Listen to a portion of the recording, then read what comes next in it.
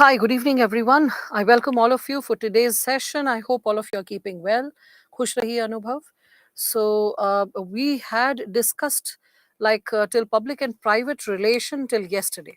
So when we are discussing about the public and private relationship and ethics in public and private relationship, I requested all of you to read and come some certain segment associated with public and private relations. So I said that can we really separate public and private life in totality? And for which I said that it is tough to separate public and private life when we are speaking of it.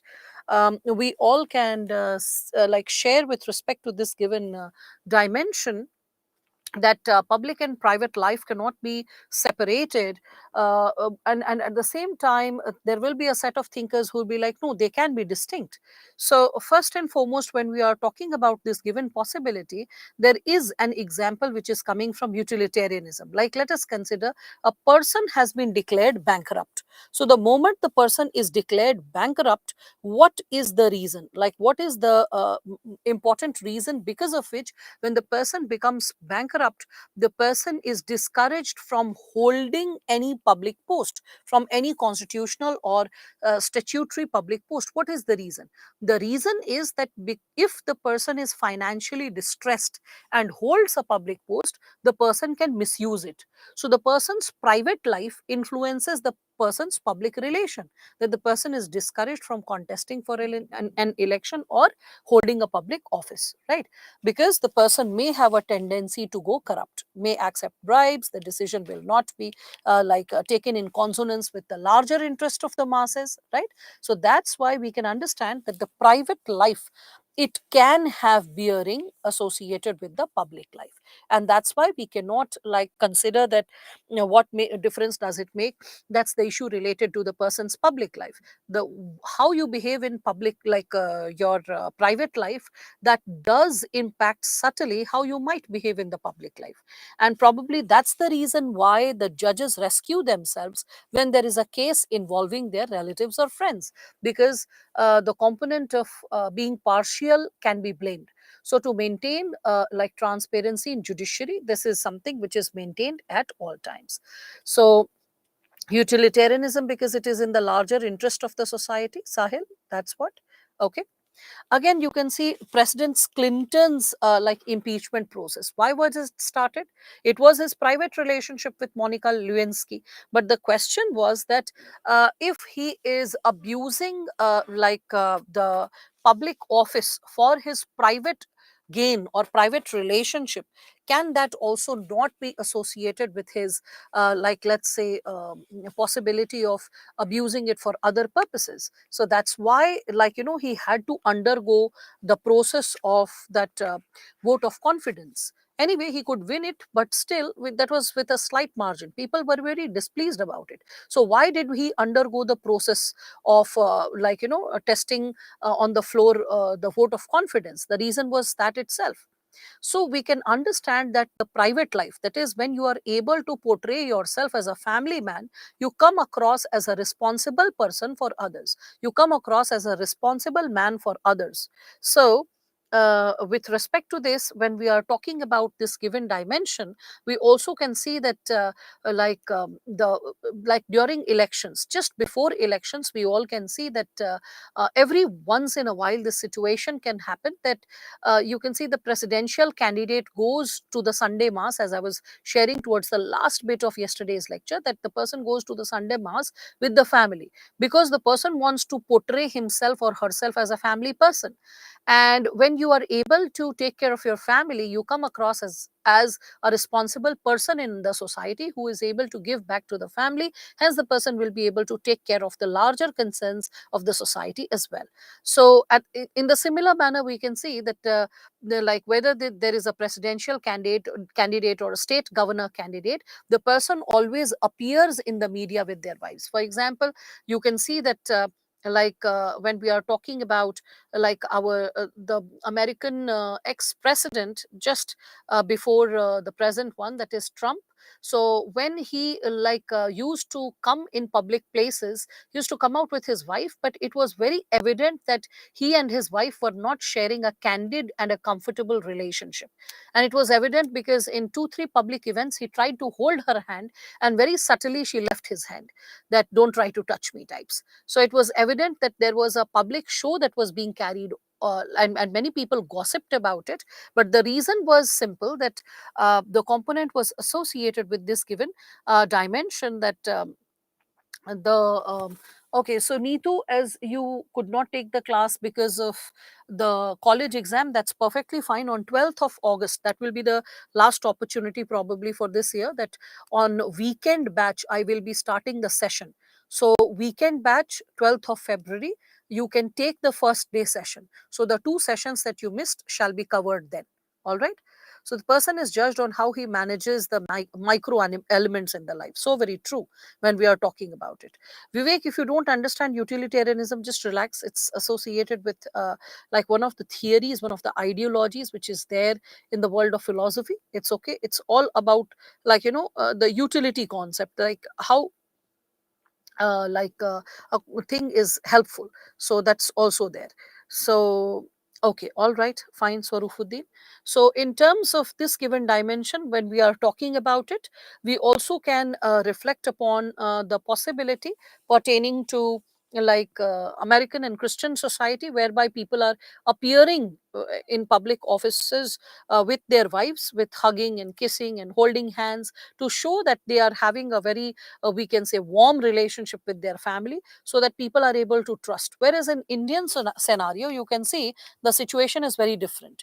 You might not know who is Manmohan Singh's wife, or you might not be aware of who Anandi Ben Patel's husband is, because to a certain extent people are not so much concerned, or they are able to successfully conceal their private life and not rouse interest in the we can consider the given possibility. They are unable to they are able to conceal the curiosity in people's hearts related to their private lives. Similarly, bad private life does not imply that people are like bad in public life. In this, you can consider Mahatma Gandhi. Mahatma Gandhi's son alleged that he is a very bad father, so how can he be the father of the nation?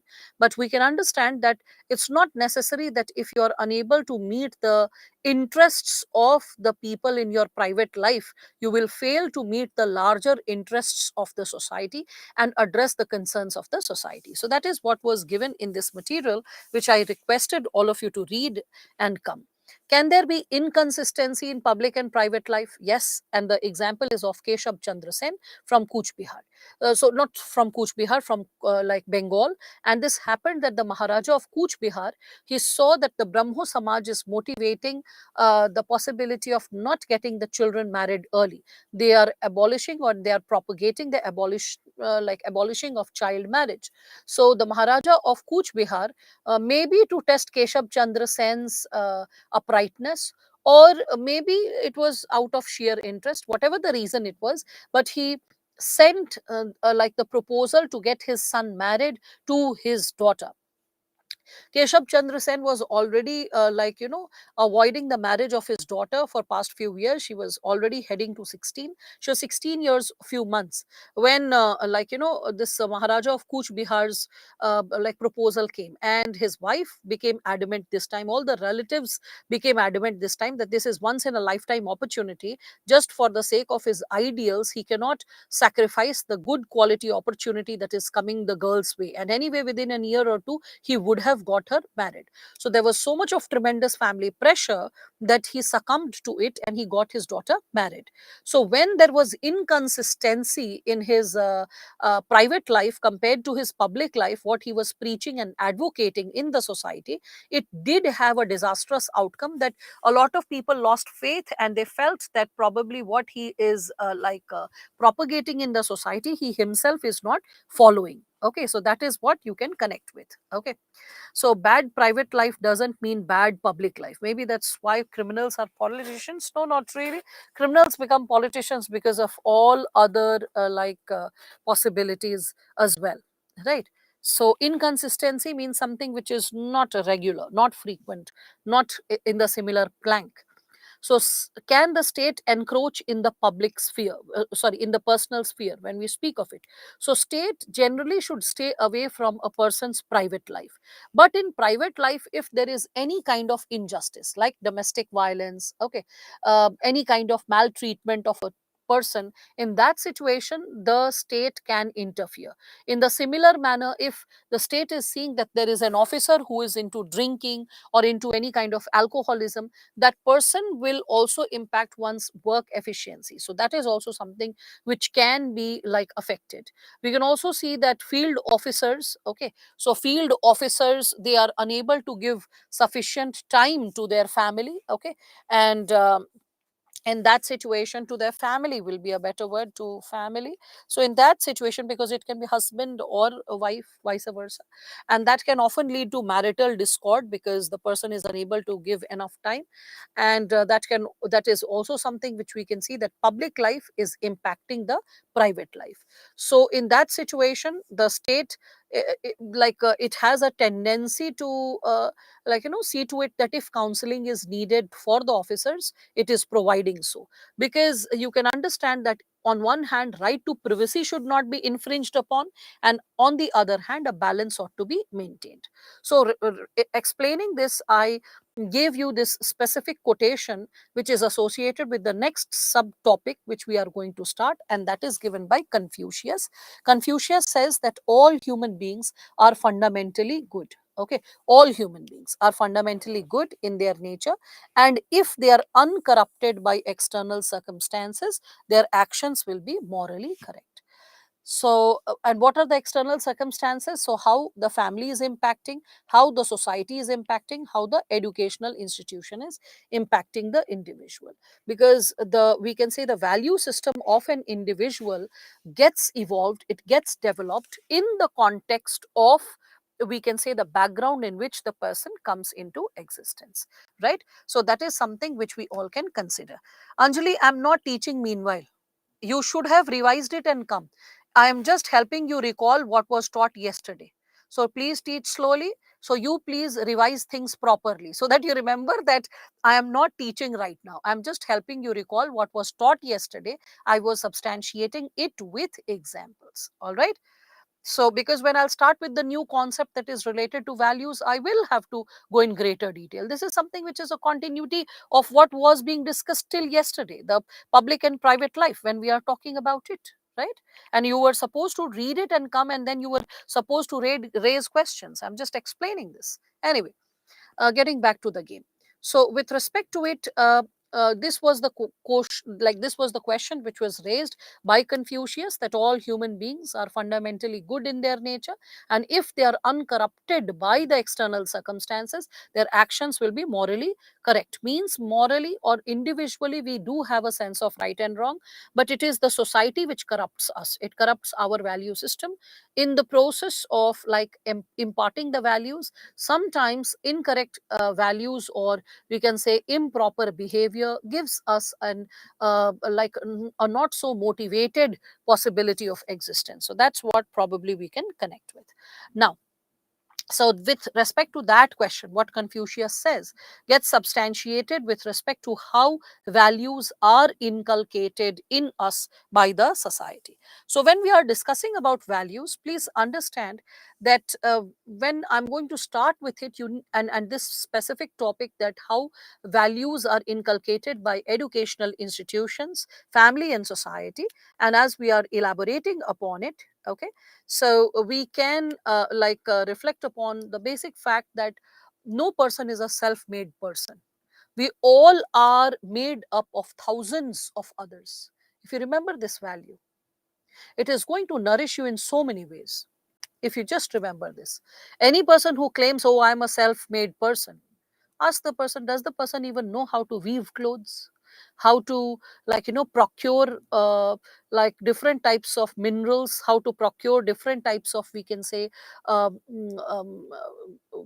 herbs and shrubs from different types of plants, how to procure different types of, we can say, condiments and masalas from different types of plants.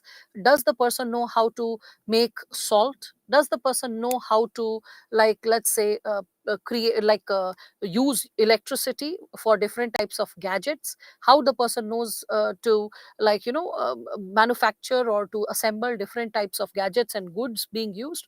So what we are living, even if we are living in isolation, it is because of what human civilization has gained for thousands of years when we speak of this given scenario. Okay, so when we are speaking of this thing, that there is no one, okay, no one who is completely self made, what do I imply to say? I imply to say that there is not a single person who is created out of the blue. There is not a single person who we can consider is completely self made, because in that situation the person will become Mowgli or Tarzan.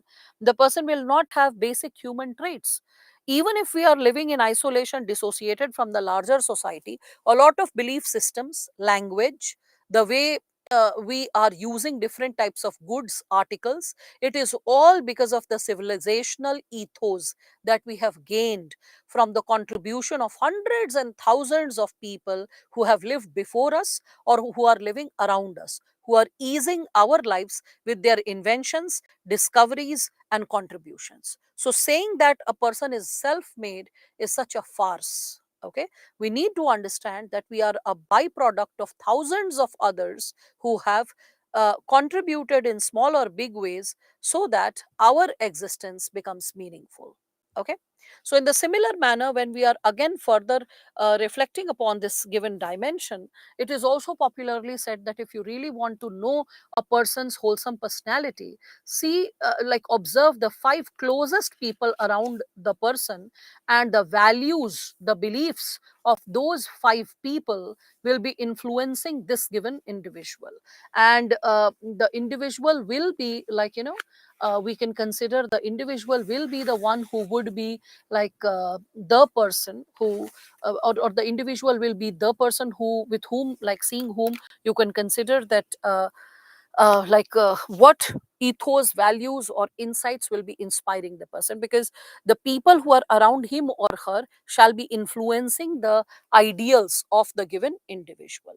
And that's why it is considered that always have smarter people around you, always have more intelligent people around you, because they always make you a better person. They encourage you to make you a better person. So that's something which all of you need to understand. So हाँ, yes, तभी अच्छे दोस्त बनाने चाहिए, अनुभव. So in ethics, they can be anyone. No people around you. You can have your parents, right? You can have your parents. So you can have your neighbors. It's not like we are living in a, like, isolated island.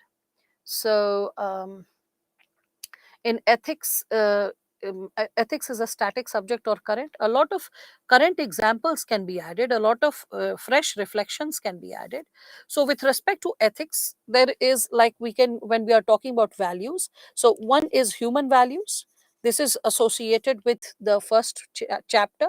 And public or foundational values or service related values, this is associated with the next chapter, that is, we can consider aptitude and foundational values for civil services.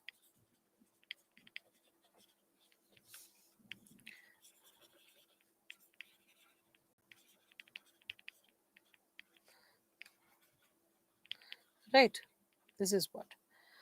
So with respect to this given dimension, you will see that there have been 20 questions asked in past 10 years. That means almost every year there will be two questions. So one can be associated with human values in general, and another component is associated with foundational values or civil services values, okay, with respect to this. uh, so that's something which all of you can probably connect with. So I live isolated since 4 years. Interesting, Sushmit. Um, but you must be reading books, and you must be reading, watching TV series and movies. And that also must be inspiring you, Sushmit, because there is a possibility that a child prepared for BTech exam and then got into a college and then continues to remain in isolation. So through books, through media, social media, and through various other platforms, different worlds of wisdom reach out to us. Like for example, I cannot visit a college or or the university like at this time period with all these classes and stuff, but there are international lectures, national level lectures taken by professor emeritus or senior professors, and once in a while when they share their link, I listen to them. And even though I'm not physically present, I when I make cue points by listening to their live lectures or by listening to their I would say recorded sessions, I get inspired and I grow better. So who says that like isolation is pure isolation? You're born in a context and you live in a context at all times, right? So why is there difference in situation in India and US by the way of public and private life of the leaders? It is because of the kind of culture that we possess. Okay, so it is the culture which influences our thought process, but it's not like too tremendous a difference. For example, we see that many a times it is glorified that a public leader is not having a family like Atal Bihari Vajpayee, or you can see the CM of UP, or you can see the PM. So the possibilities are glorified that, oh, they don't have a family, so they don't have a reason to go corrupt, or they don't have a reason to manipulate or exploit. But then we have this example of this what is his Baba Ramdev. So this fellow Ramdev, he's a hardcore businessman, and once Ramdev also made this statement that I don't have a family, so why will I go corrupt, or why will I indulge in any kind of corruption? But the truth is, the adulterated products that he has been selling for years together now, we all can witness that. And just by not having a family of procreation, and when we are talking about it, so family of orientation is the family in which you are born. Okay, biological bondings with your parents, siblings, and family of procreation is the family in which you procreate, means by getting married, having children, and all. So it's not necessary that you don't have a family of procreation to, so you won't be like corrupt per se. Corruption is not always the reason for motivation, is not always family or others. It is also because of one's own sense of gaining power, one's own sense of chasing certain numbers, which can also encourage an individual to go corrupt when we are speaking of it. All right. So with respect to this, when we are further moving ahead, we all can reflect upon what human values are. So human values are common to all human beings. They are generally universal in nature when we are speaking of it. So like values like love, truth, compassion at all times in all parts of the world are the values which are propagated and respected. We can also say that, see that even like Osama bin Laden would have loved his children, because loving one's children is, I think, one of the most effortless things that happens with respect to the idea of love when we speak of it. So merely by being a human being, we can understand that like it's like we tend to gain certain values naturally, effortlessly, right?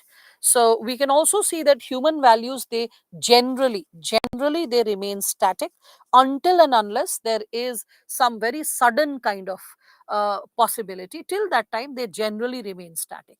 So when I say sudden change, like for example, like we can remember Emperor Ashoka. So Emperor Ashoka experienced a sudden thrust, a sudden change, and that was because of, we can say, the Kalinga War, that he was made to reflect upon his value system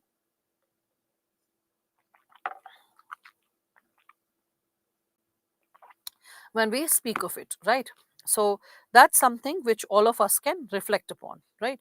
Again, when we are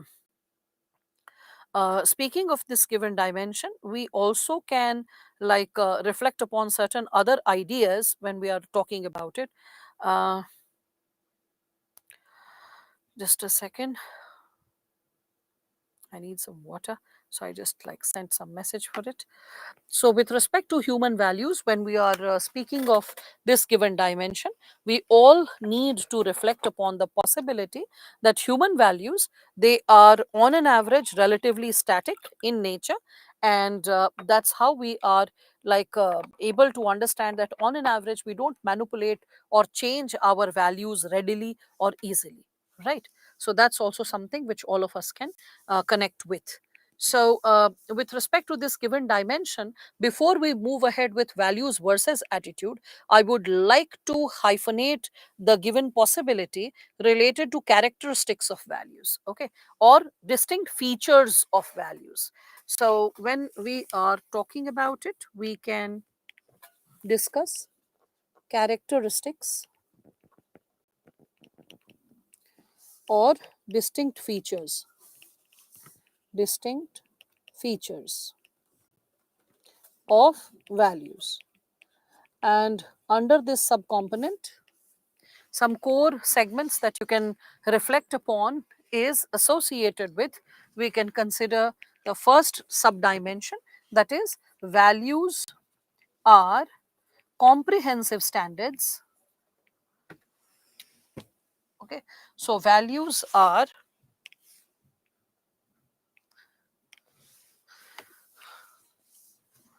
comprehensive standards that guide us to take specific positions on social issues, right? For example, I can give you the value of equality motivated, like, in the issue of Sabrimala temple. So I'm not getting into the ethical discussion or the cultural discussion or the political discussion, how valid was the entry. Okay. I'm just saying that when people are motivated by the value of equality, that they like came up with the jurisdiction that the Sabrimala temple entry, that a temple should be open for all.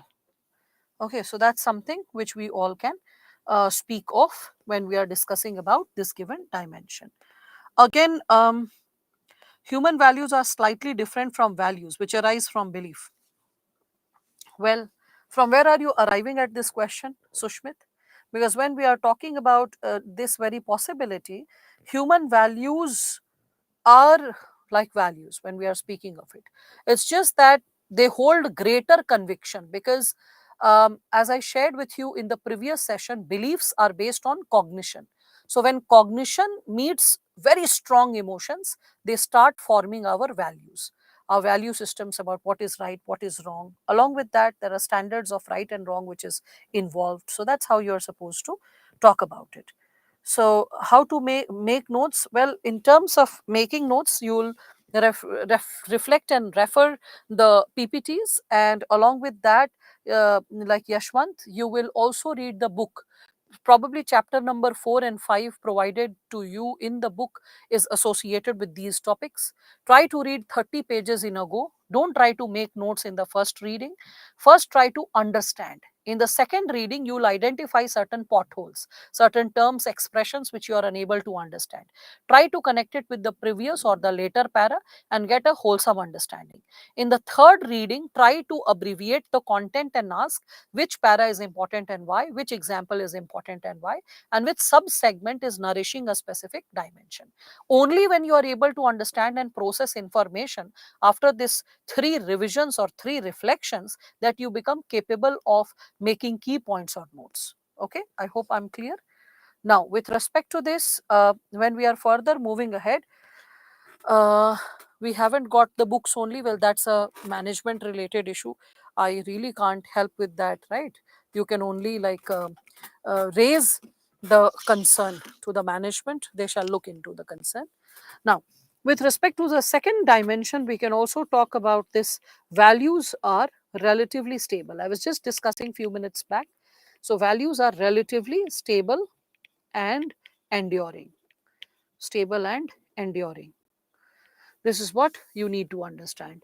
Only intense incidents in life, intense incidents in life can change the value structure, can change the value structure of a person. And in this, I already gave you the example. Like, for example, Ashoka, when we are speaking of Kalinga War. You can also think of like Angulimal,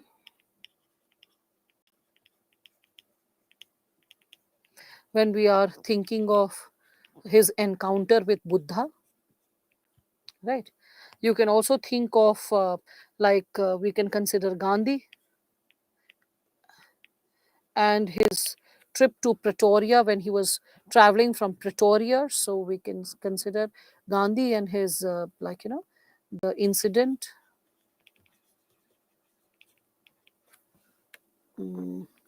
related to train journey.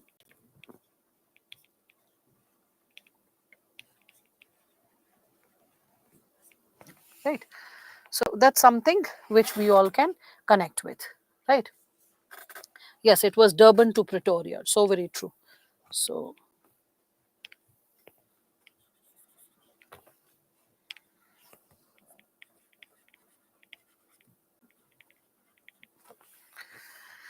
all right. So yes, you can think of Raja Ram Mohan Roy. So this is also something that needs to be worked out. SME, please raise Kapil's issue. This, he has not received the booklet and probably his issue is not getting addressed. And if we can push it further, it will be great. So please look into Kapil's issue, because it's really disheartening that a child wants to study and the books or the material has not reached. Okay, so intense incidents could also change the values negatively. Yes, vice versa also. That can also happen. Again, another segment which we can reflect upon values is that values are not what humanity is, but what humanity ought to be. Ought to be. So, not what humanity is, but what humanity ought to be. What does this imply? That what we are living may not necessarily be based on broader human values. Rather than that, we need to understand that values have to be something which are based on the aspirations for humanity, what humanity needs to achieve, what humanity needs to arrive at when we are speaking about this given dimension. Okay. Again, when we are discussing about it, we can also consider that values are above specific objects, situations, or people, or people. They are core, or they are at the core of human personality, at the core of human personality, and are fewer in number, and are fewer in number than attitudes, and are fewer in number than attitudes. All right. So, what does this sentence imply? I'm quite sure that this sentence will be something that will be triggering a lot of uncertainty. So, I'll explain it very thoroughly. I expect all of you to understand it by paying utmost attention, which I'll be explaining. Can you please provide an example of point 3 for better understanding? Values are not what humanity is. Means in present, what you are living may not be guided by values. Okay. In present, you might be living like a casual life in which there is good and bad, right and wrong, all intermingled.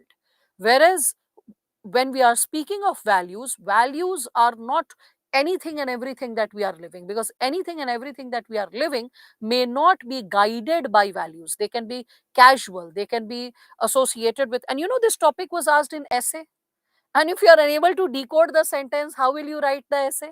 And especially last 2-3 years, essays are hardcore associated with philosophical or ethical concerns. You have to delve deep in the statement, and you have to be capable to decode a statement to be able to substantiate it, right?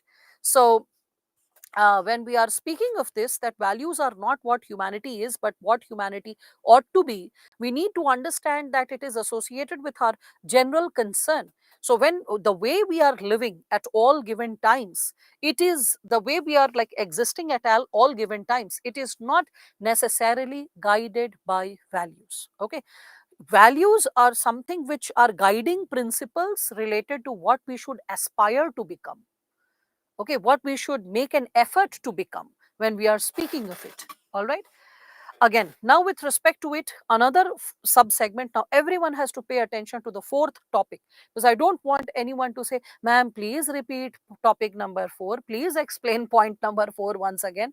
So just pay attention while it is happening, be in a meditative state and be present as it is being explained. All right, so when we are speaking of this given sub-dimension, it's saying that values are above specific objects, situations, or people. They are at the core of human personality and are fewer in number than attitudes. Okay, what do I imply by that? Or rather, if I substantiate it further, this statement, I can also say that attitudes are manifestation of values, fewer in number. This statement, if I explain, so attitudes are manifestation of values. Okay, attitudes are manifestation of values. So fewer values can define several attitudes, can define several attitudes. So fewer values can define several attitudes. Now here, what do we imply to say in this given statement? See, like let's say if I'm saying the value is honesty. Okay, so if I'm talking about the component of value is honesty, then how will my attitude be? So my attitude will be that of an upright person. Uprightness will be there. I will be duty bound. I will be, I would say, a person of integrity. So I will exercise transparency. Exercise transparency. Okay, I will also entertain time bound grievance redressal. Grievance redressal. Okay, I will be like more disciplined, because if I'm honest, I will try to be honest with all types of work and in all situations. So honesty is just one value, but attitude will manifest itself in so many ways, because attitude is what? It is the behavioral aspect, it is the manifestation of the value. Similarly, if I'm saying there is, like, let us say, the value of equality, right? So if the value is equality, the attitude, this one value, will manifest itself in my attitude of equality towards, we can consider attitude will be practicing equality or justice towards all vulnerable sections. So we can consider all genders, castes, religion, ethnicity, right? So if value is equality, the attitude is having multiple manifestations, as you can see, right? So I hope all of you are able to understand that. So attitude, like fewer values, will impact several types of attitude. A handful of values will guide different types of behavioral expressions. Okay, so that's why we can understand that values are core of human personality. They are lesser in number than attitudes. Attitudes are nothing but manifestation of values. Okay, that's what we all need to understand. So values are above our immediate, like, objective aspiration or reality. Oh, I need more shoes, so let me go corrupt. No, you will be above all objective needs. You'll be like, whatever I have, honestly, I will try to adjust with that. Okay, values will be above situations. They don't change as per the suitability of the situation. That I will be honest only when things are in my favor. Till the time they are not in my favor, once in a while I'll go corrupt. No. And values are above people. I will not exercise favoritism towards my sibling and my friends, and I will, like, be a very, like, upright person before commoners. No, I will exercise the same value towards all people at all times. Okay. Yes, attitude is a byproduct of value. Attitudes are a byproduct of value, is a better word. Okay, in this given situation. So I hope all of you are able to understand this given segment, right? Uh, like bombing Hiroshima, yes, Anubhav, you can consider that values are not what humanity is. So if humanity is into bombing, getting into warfare, it is getting into conflicts, if it is into violation of human rights, so it's not a value that we are exercising. Rather, values would be like aspiring for a harmonized world, a peaceful world, okay, a world full of love and compassion. So values are not what humanity is, but what humanity ought to be. Fine. So I hope all of you are good. You are able to understand this. Not everyone follows the values. Yes, so very true. Not everyone follows the values. Can we say it as our foreign policy? It is a part of foreign policy of multiple countries. So that's also there. Now, so as I can sense that all of you are gaining a sense of clarity and confidence in this given segment, then you can also reflect it from this dimension. So values, what do we realize? That values are, we can consider, beneath, or they are the undercurrent of attitude. So they are beneath the ground of attitude. Also, we can see that attitude, when we are reflecting further ahead, we can see that the Western societies are becoming less tolerant, and because of which, like, when we are talking about it, so tolerance, if we consider it as a value, so tolerance, if it is a value, okay, so tolerance, if it is a value and if it is maintained, it will lead to greater harmony, acceptance of diversity. So if tolerance is there, what will be the attitude? Attitude will be that of acceptance of diversity. It will be exercising secularism, right? It will be exercising compassion. It will be also associated with maintaining harmony, right? So tolerance as a value will have several manifestations when we are speaking of it in terms of attitude. Different, in different ways it can, like, come into existence, right? So that's how we can consider. And if tolerance is going down in a society as a value, it will lead to violence, mistrust, like, misjudging, doubting, creating confusion, creating chaos, like, leading to loss of social fabric in a given society. So all those possibilities can happen. Again, we can reflect upon classification of values. So as we are exploring the classification of values, that how many types of values are existing around us, so what we can connect with. So attitude is manifestation of values, yes, definitely. Again, like in Manipur, yes, in Manipur also we can consider that what is happening is loss of tolerance, it is loss of, we can say, law and order is manifestation, but basically there are basic values that are first getting lost.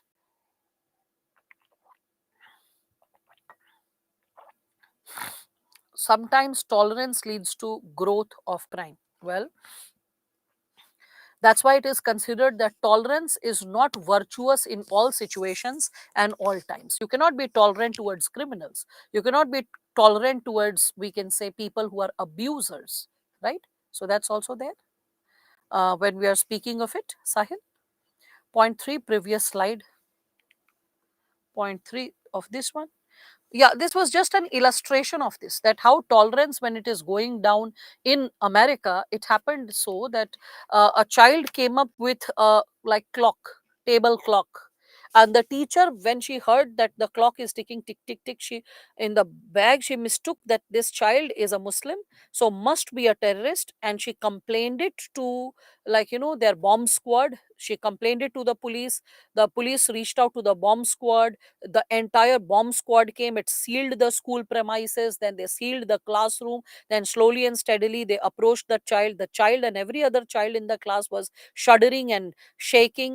And there was a school project in which they had to come up with some or the other thing. So the child had made the project using the clock and probably some robot or something like that. But because it was ticking, the teacher, she lost her cool and she called the entire bomb squad. And when they came, you will be surprised to know that when they like unfolded the entire scenario, they saw that it was just a regular clock and there was nothing to be scared of. So then this possibility got highlighted, that how the prejudices of a teacher impacted the entire scenario, and moreover the behavior of the classroom, the impact that was generated or created in terms of the impression that the children bore, and how the child will not have a normal childhood, because the incident will be etched in the mind of the child for, like, his lifetime. And also, till the time the child will continue in the school, younger children, they tend to remember.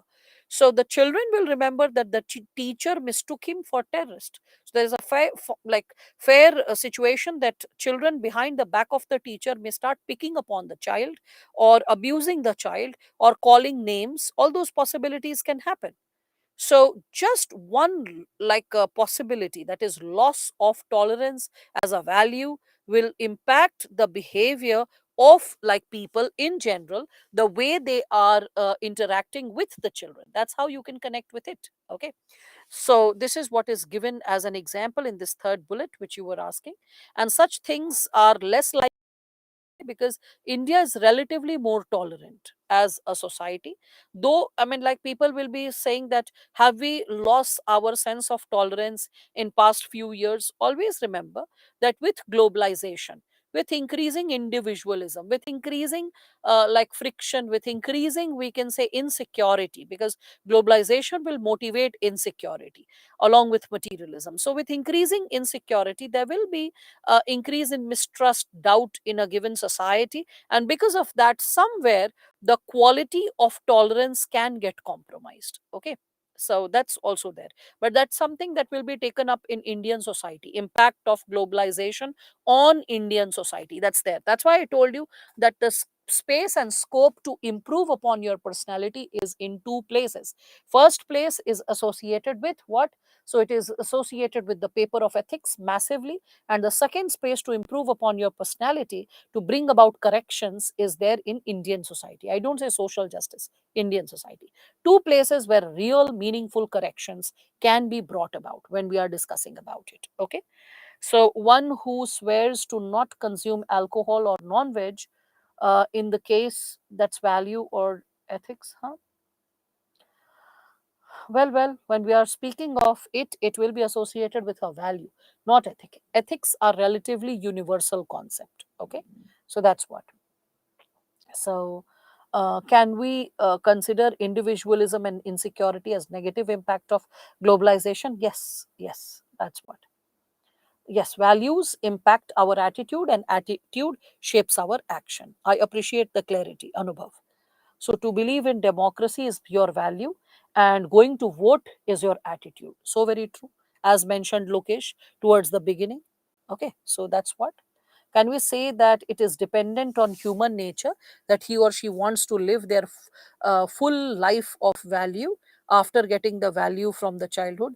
uh, yes, I mean, like, we get exposed to different values in the childhood, but at the same times, manipulation and abuse of those values are also something that we get exposed to at a very young age.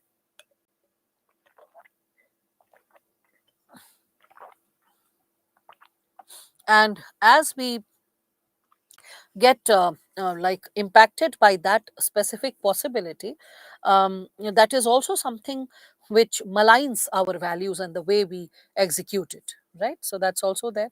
Values can also be personal. No, when they are personal, it is morals. If values are associated with, I would say, very private and personal, then the private and personal sense of right and wrong is called morals. An individual can behold certain values, okay, but the individual beholding certain values, when interpreting those values as per one's comfort and choice, that will shape or create morals. Okay, be very clear with the concepts, because I have given you the diagram, explained it multiple times. All you need to do is revise it in your private space. That's how you will be able to understand that. Okay, so can we say that moral is something related to, somewhere related to attitude? Morals are associated with your private sense of right and wrong, your individual interpretation related to what is right and what is wrong. Okay, so the manifestation of it is attitude. The action part of it is attitude. So you just need to have clarity about these technical terms. And as you revise, that's how you are able to develop a sense of clarity. All right. Now, so as we are developing our sense of understanding pertaining to these words, we can connect it with certain individual values. So certain values means at which level they are practiced.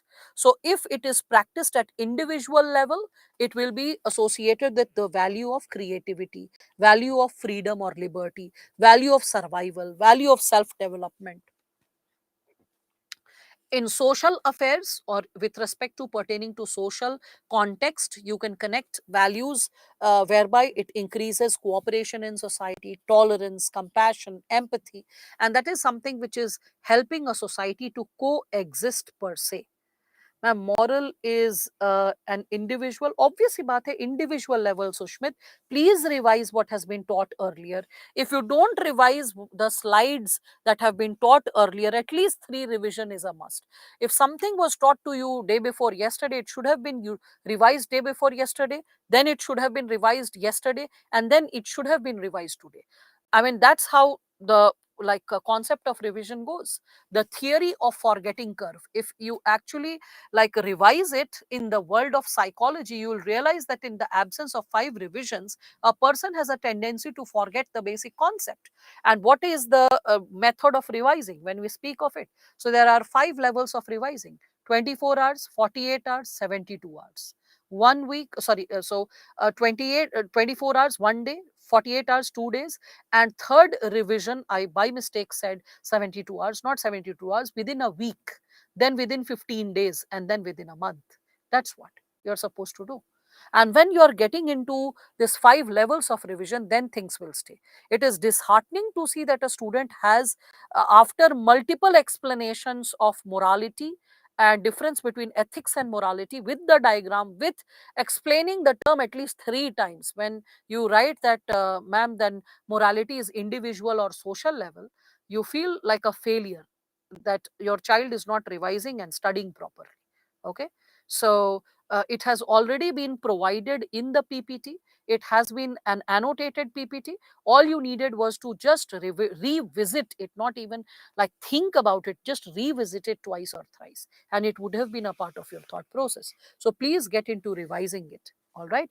So now, SME, please help them out with the smaller issues.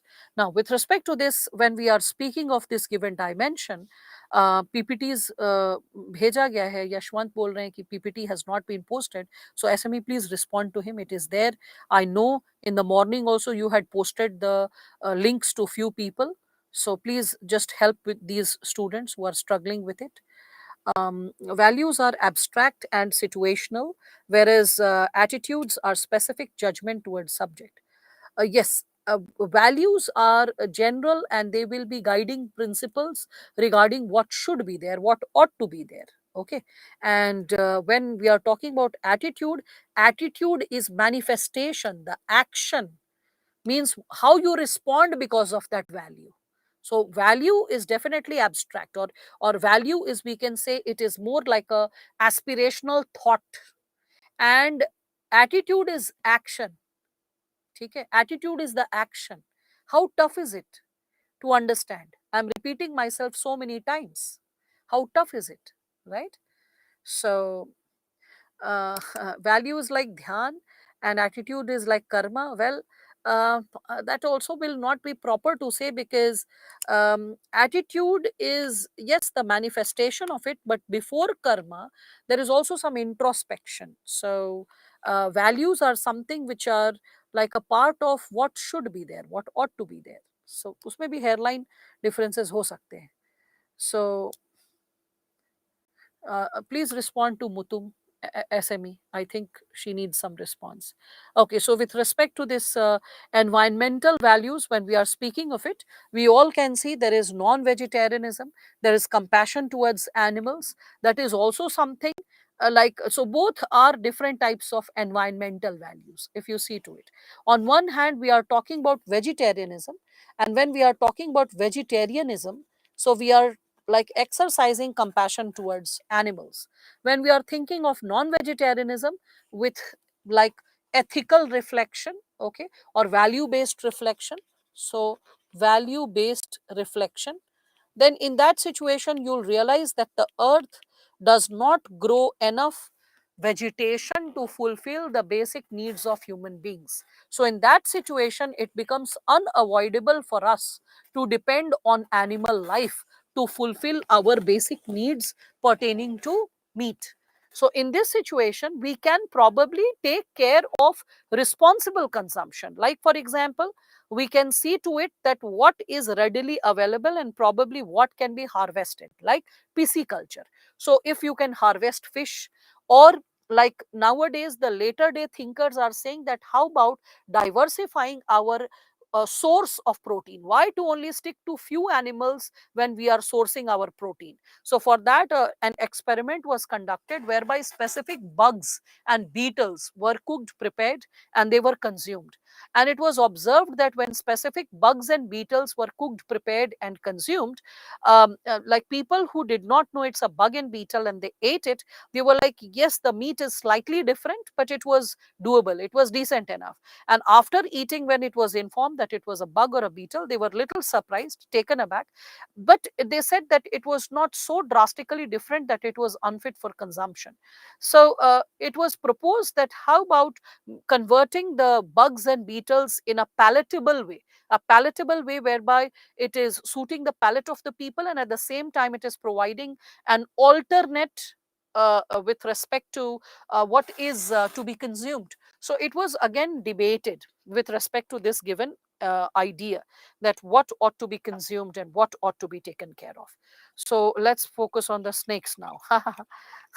So when we are speaking of this given dimensions associated with it, again non-vegetarianism, if we are connecting it with unethical behavior, even people who claim to be vegetarians but they are into consumption of milk, the way nowadays milk is procured and the way the cattle and milk are exploited, in an unethical manner, the cows or the buffaloes are inseminated. When they produce male calves, how mercilessly the male calves are sometimes sold or eliminated because they don't want bulls in the family. So in that situation, because they are unfit for cultivation also, they don't help in cultivating the farm. So in that situation, the bulls are generally eliminated. The male child is sometimes killed or sold off. That's also the situation. And you can see that the way the milk is procured, the baby will be taken closer to the mother will start lactating, and in that moment the baby is forcefully removed and then the milk is taken out. So how ethical is it to procure milk in this manner? How ethical is it to consume that milk and consider that some kind of violence is not performed. So when again so much of methane is produced in the process of specific type of animals being reared, especially cattle and milch. So when we are talking about environmental values, we need to have a responsible take towards what we are consuming and how we are consuming, irrespective of the fact whether it is meat based products or non-meat based products like dairy products or other kind of, we can say, products coming from animals. Again, we can see under environmental values, you can think of chipko movement, but you don't need to remember so many examples. So even chipko movement and protectionism towards environment will be something that should be sufficient for you. Again, you can reflect upon organizational values. So every organization can also have its own set of values, like civil servants have their own organizational value which falls under their code of conduct and code of ethics as well. Again, you can see there can be values for an NGO, for a, like, government organization, a private organization. So all of it can also be connected. Again, further we can see constitutional values can also be there when we are talking about types of values, which is understood by fundamental rights. We can see the constitutional values in the fundamental duties in the DPSP. So all of it can be also further connected. Again, how do we gain human values? How do we, like, we can consider how do we acquire human values when we are speaking of this given sub dimension? Okay, so with respect to this, how we are acquiring a specific human value, when we reflect upon it, there are two sub segments. First is through socialization, when we are getting exposed to specific values as we are born in a family, and we are exposed to certain values from our very nascent stage, like in the family or in the educational institution or the society in which we are growing up, right? At the same time, when we are connecting this given possibility with respect to social control also helps us to inculcate values when coercion is put to action. When coercion is put to action, what does this term coercion mean? Coercion matlab hota hai कुटाई करके, ठीक है? When there is punishments levied upon not behaving in a specific manner. So values can be inculcated in us in two ways. Okay, so one is by socializing, means bringing a child, orienting a child into certain set of values, and second is when you expose the child into certain, we can say, coercive behavior, or into a certain set of possibilities whereby the child can be penalized or punished. All right, so that's what we all can consider. Is public servant posting personal life on social media ethical? um Not really, because see, if the civil servant is posting something which is regular and may not harm the sentiment or emotion, or we can consider not set a bad example for the people, that's perfectly fine. Because sometimes if a civil servant is posting about work, what work is being done, and people would not have been able to come to know about the work, then in that situation it is generating trust, generating faith. It is creating a good emotion, or faith in the system, trust in the system. So it is like building the bridge between demos and the administration. So in that situation it is great. But if a civil servant is posting a party pic in which the civil servant is drinking and dancing or something like that, then it is unbecoming of a civil servant, because it is not a behavior akin to that of a civil servant, as the civil servant is not setting the right example for the youth. Because maybe a civil servant can hold his pegs and quarters, but the youth may not. The youth may think that, oh, if the IS officer can drink, why not I? But the youth may not be so responsible while drinking. So it can encourage alcoholism in the society.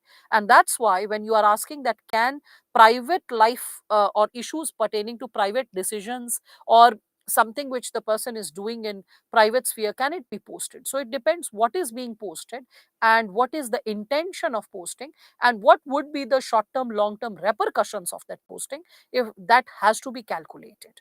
All right. So TikTok video by civil servant, whether they are using TikTok or Insta, doesn't matter.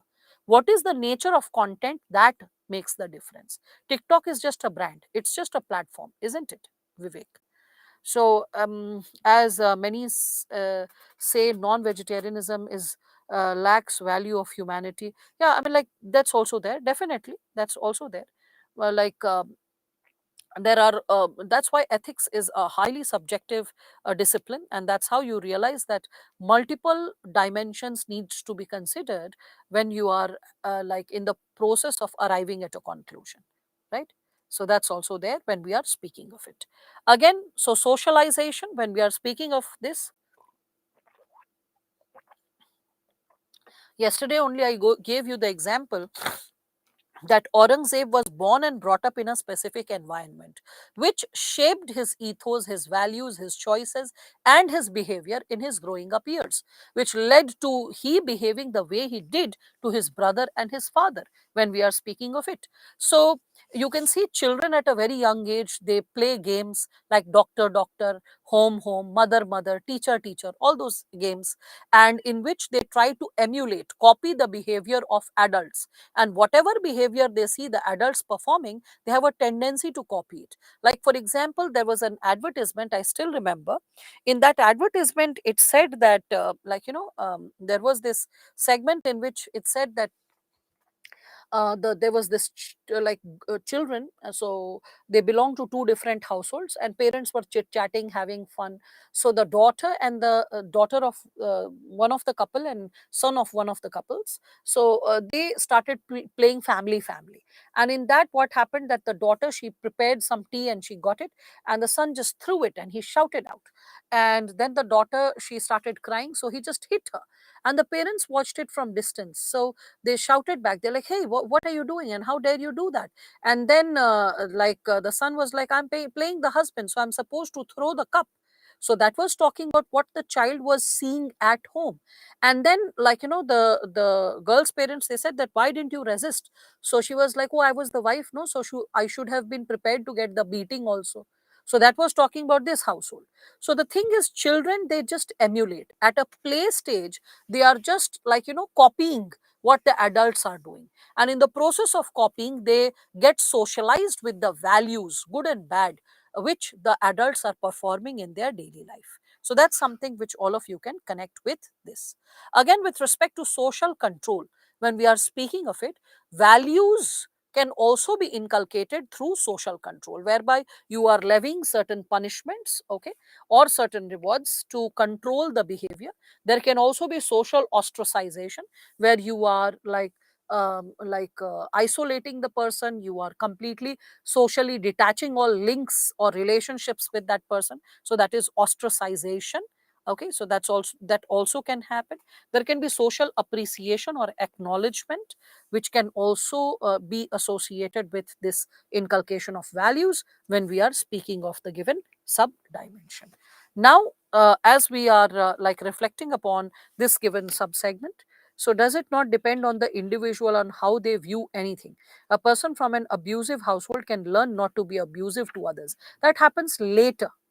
These values or this kind of insight is developed later. That's perfectly fine. Like Eswari, what you're okay, I'll call you like, because I can understand you are a student from northeastern part of India, probably because of which I'm just taking a part of your name.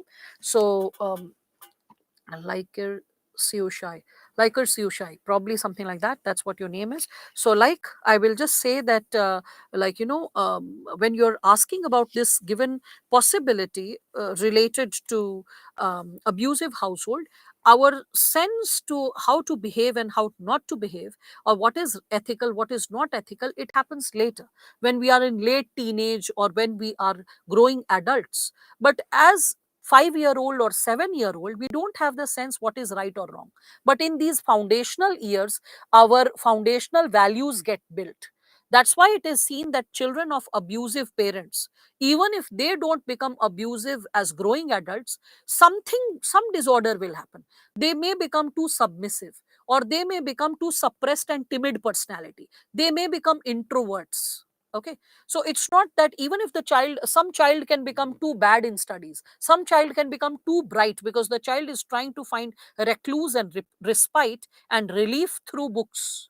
So the child may become academically very smart, but very introvert, very laid back, very, like I would say, dissociated. So there can be, I can say, different ways in which an individual responds to a specific situation, right? I hope you can understand that. By activities of child, we can know the values of their parents. So very true. So do values and no values lead to manifestation of manners. Manners are manifestation of attitudes. Manners, the word itself holds manifestation. Okay. So manifestation of what? Manifestation of the attitude. And from where is the attitude getting built? It is coming from the values. Right? Meshak?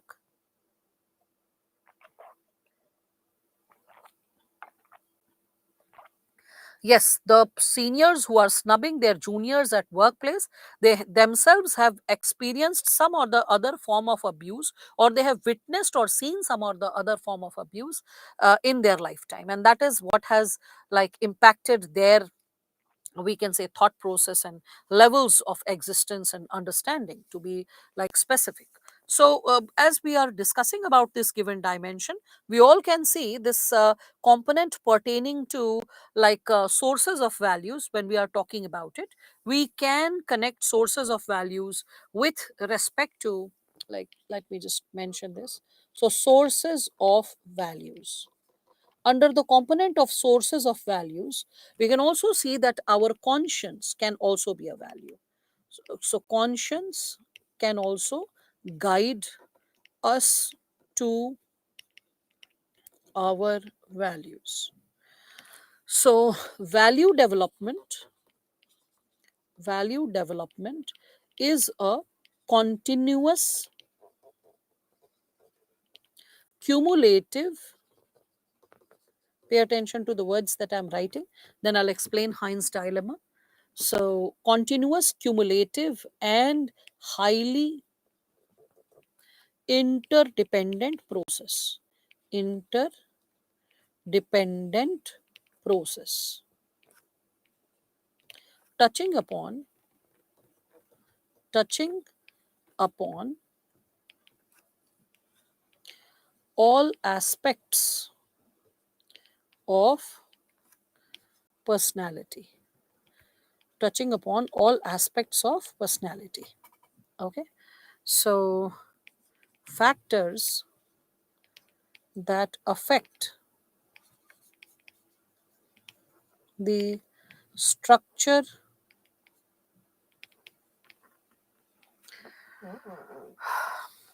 of values can be both natural as well as environmental. Environmental. So natural is associated with, we can consider the biological makeup, like it can be associated with our gender, it can be associated with, like, the genetics, it is associated with the behavior which we have like, inherited from our parents, and it is environmental, the environment in which we are like born and brought up. So we can take it with respect to Lawrence Kohlberg. So Lawrence Kohlberg discusses 6 stages of moral development. Okay, and he explains the 6 stages of moral development through Heinz dilemma. Okay, so 6 stages of moral development. Okay, we can think of Kohlberg, and he explains this through, he explains it through Heinz dilemma. Okay, so Heinz dilemma. Now, what is Heinz dilemma? Let us try to understand. Now, I will put you to this experiment of Lawrence Kohlberg, and we will put this possibility to test, that at which stage of moral development have you reached. Okay, so we all can reflect upon this given dimension. Okay, So when we are speaking of it, here you will realize the conscience, how evolved your conscience is. That is something which is going to determine the level of moral development or value based development that has taken place in your case. All right. So please try to use simple words, because it is which tough word did I ask, like use, Yogita? Please type the word. I'll give you the explanation of that word, because maybe, Yogita, your language is that of a standard sixth kid, and the level at which you need to have the language is that of undergraduation level. The language which I am using is as simple as that of NCERT standard 10th or 11th level, whereas the examiner expects you to have the language of an undergrad. And in fact, the standard of the exam is that of, I would say, somewhere between graduation and post graduation. And the truth is, Yogita, it seems that you were not present on the very first day, because that is something which I had shared, like on the very first day, that majority of you stopped working on your vocabulary after standard 8th. So when was it that, Yogita, you made a conscious effort to work on your synonyms, antonyms, and one word substitution? Maybe in standard 5th, 6th, 7th, 8th. Did you try it in standard 10th, 11th, 12th, graduation first year, second year, third year? And because 8, 9 years of gap associated with vocabulary building exercise has happened, the limited set of words that you know is not capable or sufficient to qualify this exam.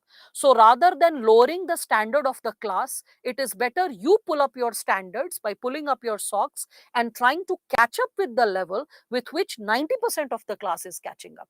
Because why do you want to be left behind? Why do you want to be falling back? So that's why I had also suggested that every time you come across a new term spoken by me, please note that word down towards the back of your copy, or like register or page that you are like using, so that once the lecture is over or the break is given, you also use dictionary.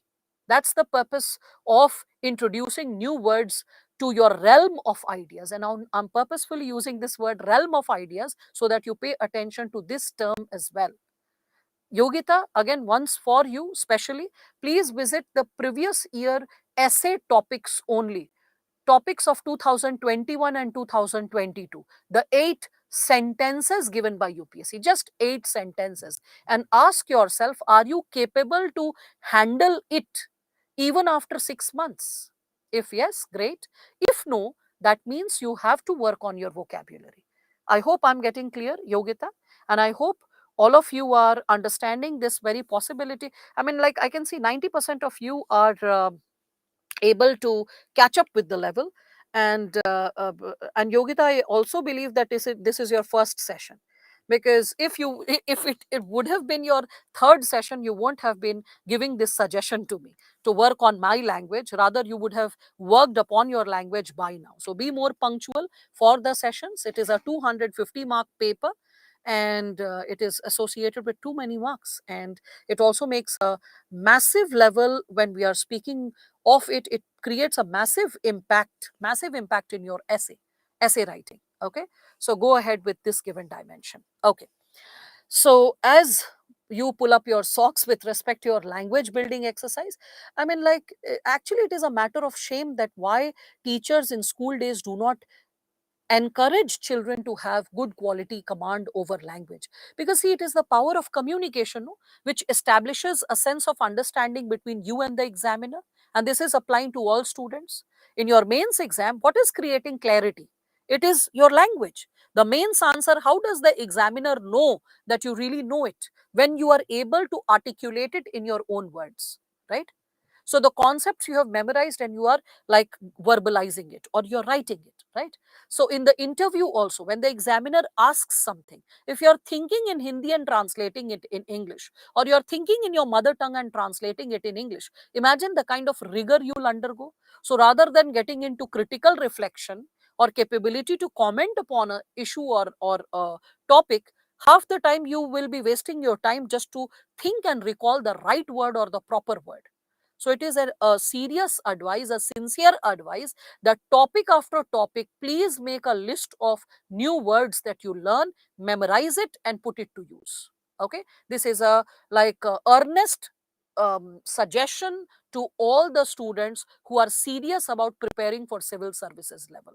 The services are not going to lower their standard for the sake of a student who is struggling with academics.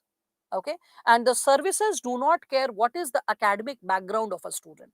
And that's why I've seen even Hindi medium students or vernacular language students like Bengali medium students, Gujarati medium students, Tamil medium students, when they switch to English medium after standard 10th or after standard 12th, they really work an extra mile to build upon their language to have a formidable impact in the mains exam. Okay, so this is an earnest request to all of you, that see who your competitor is and how far your competitor is ready to fight. So if you go lazy that the language is too tough, make it bilingual, make it like simple, that is something which will lower your game. Don't lower your game. Pull up your game. Make it at an advanced level. Play it at an advanced level. Okay, now, so with respect to this, when we are starting with this Heinz dilemma, Kohlberg's experiment, now all of you are going to be a part of this experiment when we are speaking of this given dimension. So what happened was that there is this image. In the first image you can see there is this Lawrence Kohlberg, and Kohlberg is like, as all of you can see this given dimension, that Kohlberg is thinking about this very possibility of getting his wife cured. He goes to the hospital. When he goes to the hospital, he is like thinking about the possibility that how to save his wife. And then in that process, the doctor says that there is a medicine that can still save his wife's life, but the like some medicine will be required, and the medicine is really very expensive. So he goes to church, he prays, he says that, oh my god, how will I be able to afford such an expensive medicine which is of $2,000, and but at the same time I want to save my wife's life. Okay, now when he goes to the chemist, who is the only chemist selling that medicine in the city, and when he goes and requests the chemist, then the chemist is saying that the cost of the medicine is $2,000, and I worked very hard in the R&D part of it, the research and development part of it, to develop it, so I don't care that the medicine's actual price is only $200. I will charge $2,000. If you can pay for it, then please pay, otherwise go. So Lawrence Kohlberg, he requested that, see, I can pay you $1,000 as of now, and please give me the medicine in advance, and I will pay you in small installments. Okay, so when he requests for that, the chemist refused. He was like, no, I am not going to accept $1,000 and give you like rest of the medicine on installments. That's not happening. You just better go, because I'm not running charity, and I'm not interested to do charity or provide any kind of support in any way when we are speaking this given simultaneous possibility.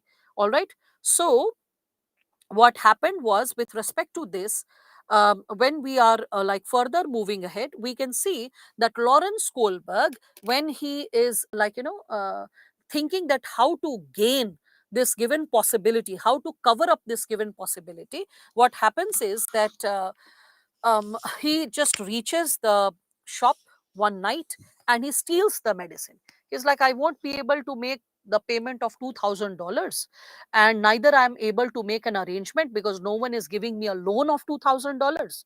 So neither I'm able to make an arrangement nor I am able to pay the $2,000. So it's better that I will steal the medicine. So he stole the medicine one night, whereby no one noticed that he is stealing it. And after taking that medicine, he took it to the doctor. The doctor provided that medicine to his wife, and his wife, within a short period of time, she was cured. She was perfectly healthy. Now the question starts with respect to you. Put yourself in the condition of Lawrence Kohlberg. Lawrence Kohlberg, I'm saying. Put yourself in the condition of Heinz. Okay. Suppose you are Heinz, and suppose your partner or your mother or your loved one is sick, and the person needs to be cured. And the person, when the person needs to be cured, the person needs a specific medicine, and in the similar manner, you don't have the amount to pay. You go and you request the chemist, and the chemist also refuses in the similar manner, that I'm not going to do charity, and I need the entire amount. You request your friends, family, etc. for some loan, they are not ready to give you any loan.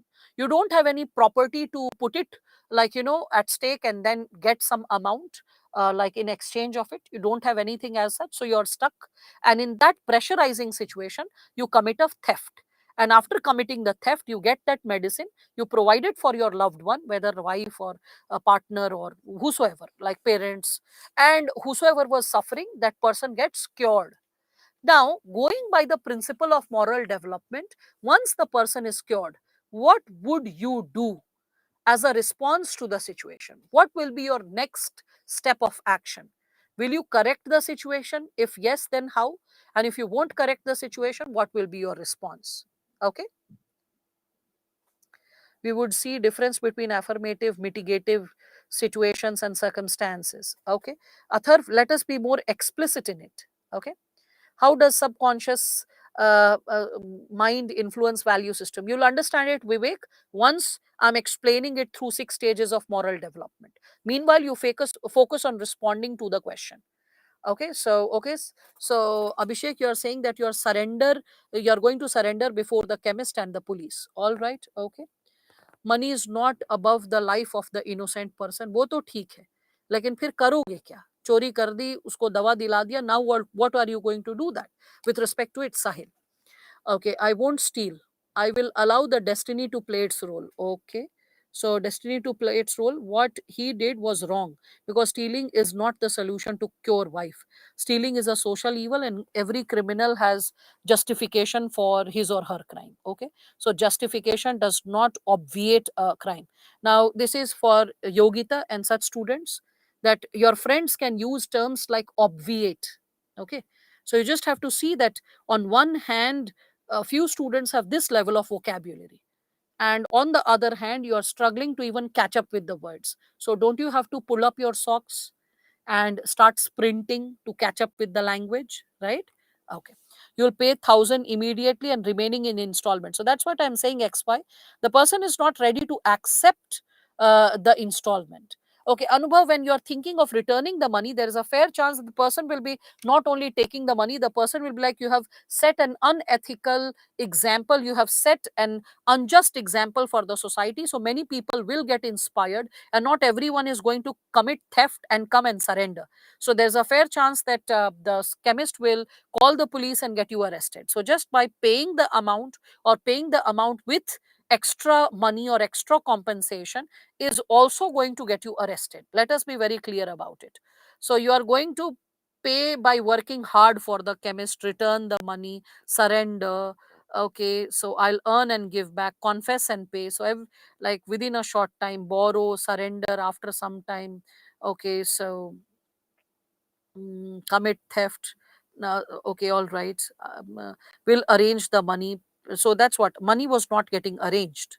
So return the money. All right. So correct the situation. Okay, this. So okay, majority of you leave the wife and get married again. Okay, all right. So I will correct the situation. Okay, this.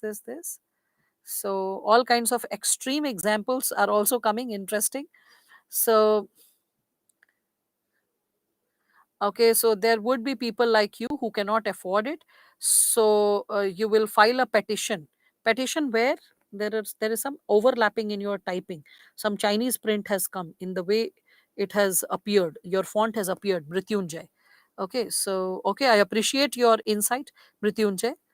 The girl doesn't have to know and can pay later to the chemist, even some more dollars. That's what I'm saying, that paying extra is still not going to rectify the situation for the society. So you will be arrested and put behind the bars. Okay, so earning and paying back is something which we all can consider. So there's also conventional level moral thinking. He can steal and no law should punish him. Okay, so avoid it next time committing. Okay, so I can just see what all of you are coming up with when it comes to the solution part, and I can read what all of you are like. Maybe I would take the help from NGO. Okay, request the hospital, GoPro. Okay, all that. Okay, all right, fine. So a lot of you are getting close to the solution, but majority of you are not. So for explaining Heinz's dilemma, we can see that like Lawrence Kohlberg discusses six stages of moral development. And when we are reflecting upon the six stages of moral development as discussed by like Lawrence Kohlberg, we can see all the possibilities which are there. So let the society know what situation he did and the society will pardon.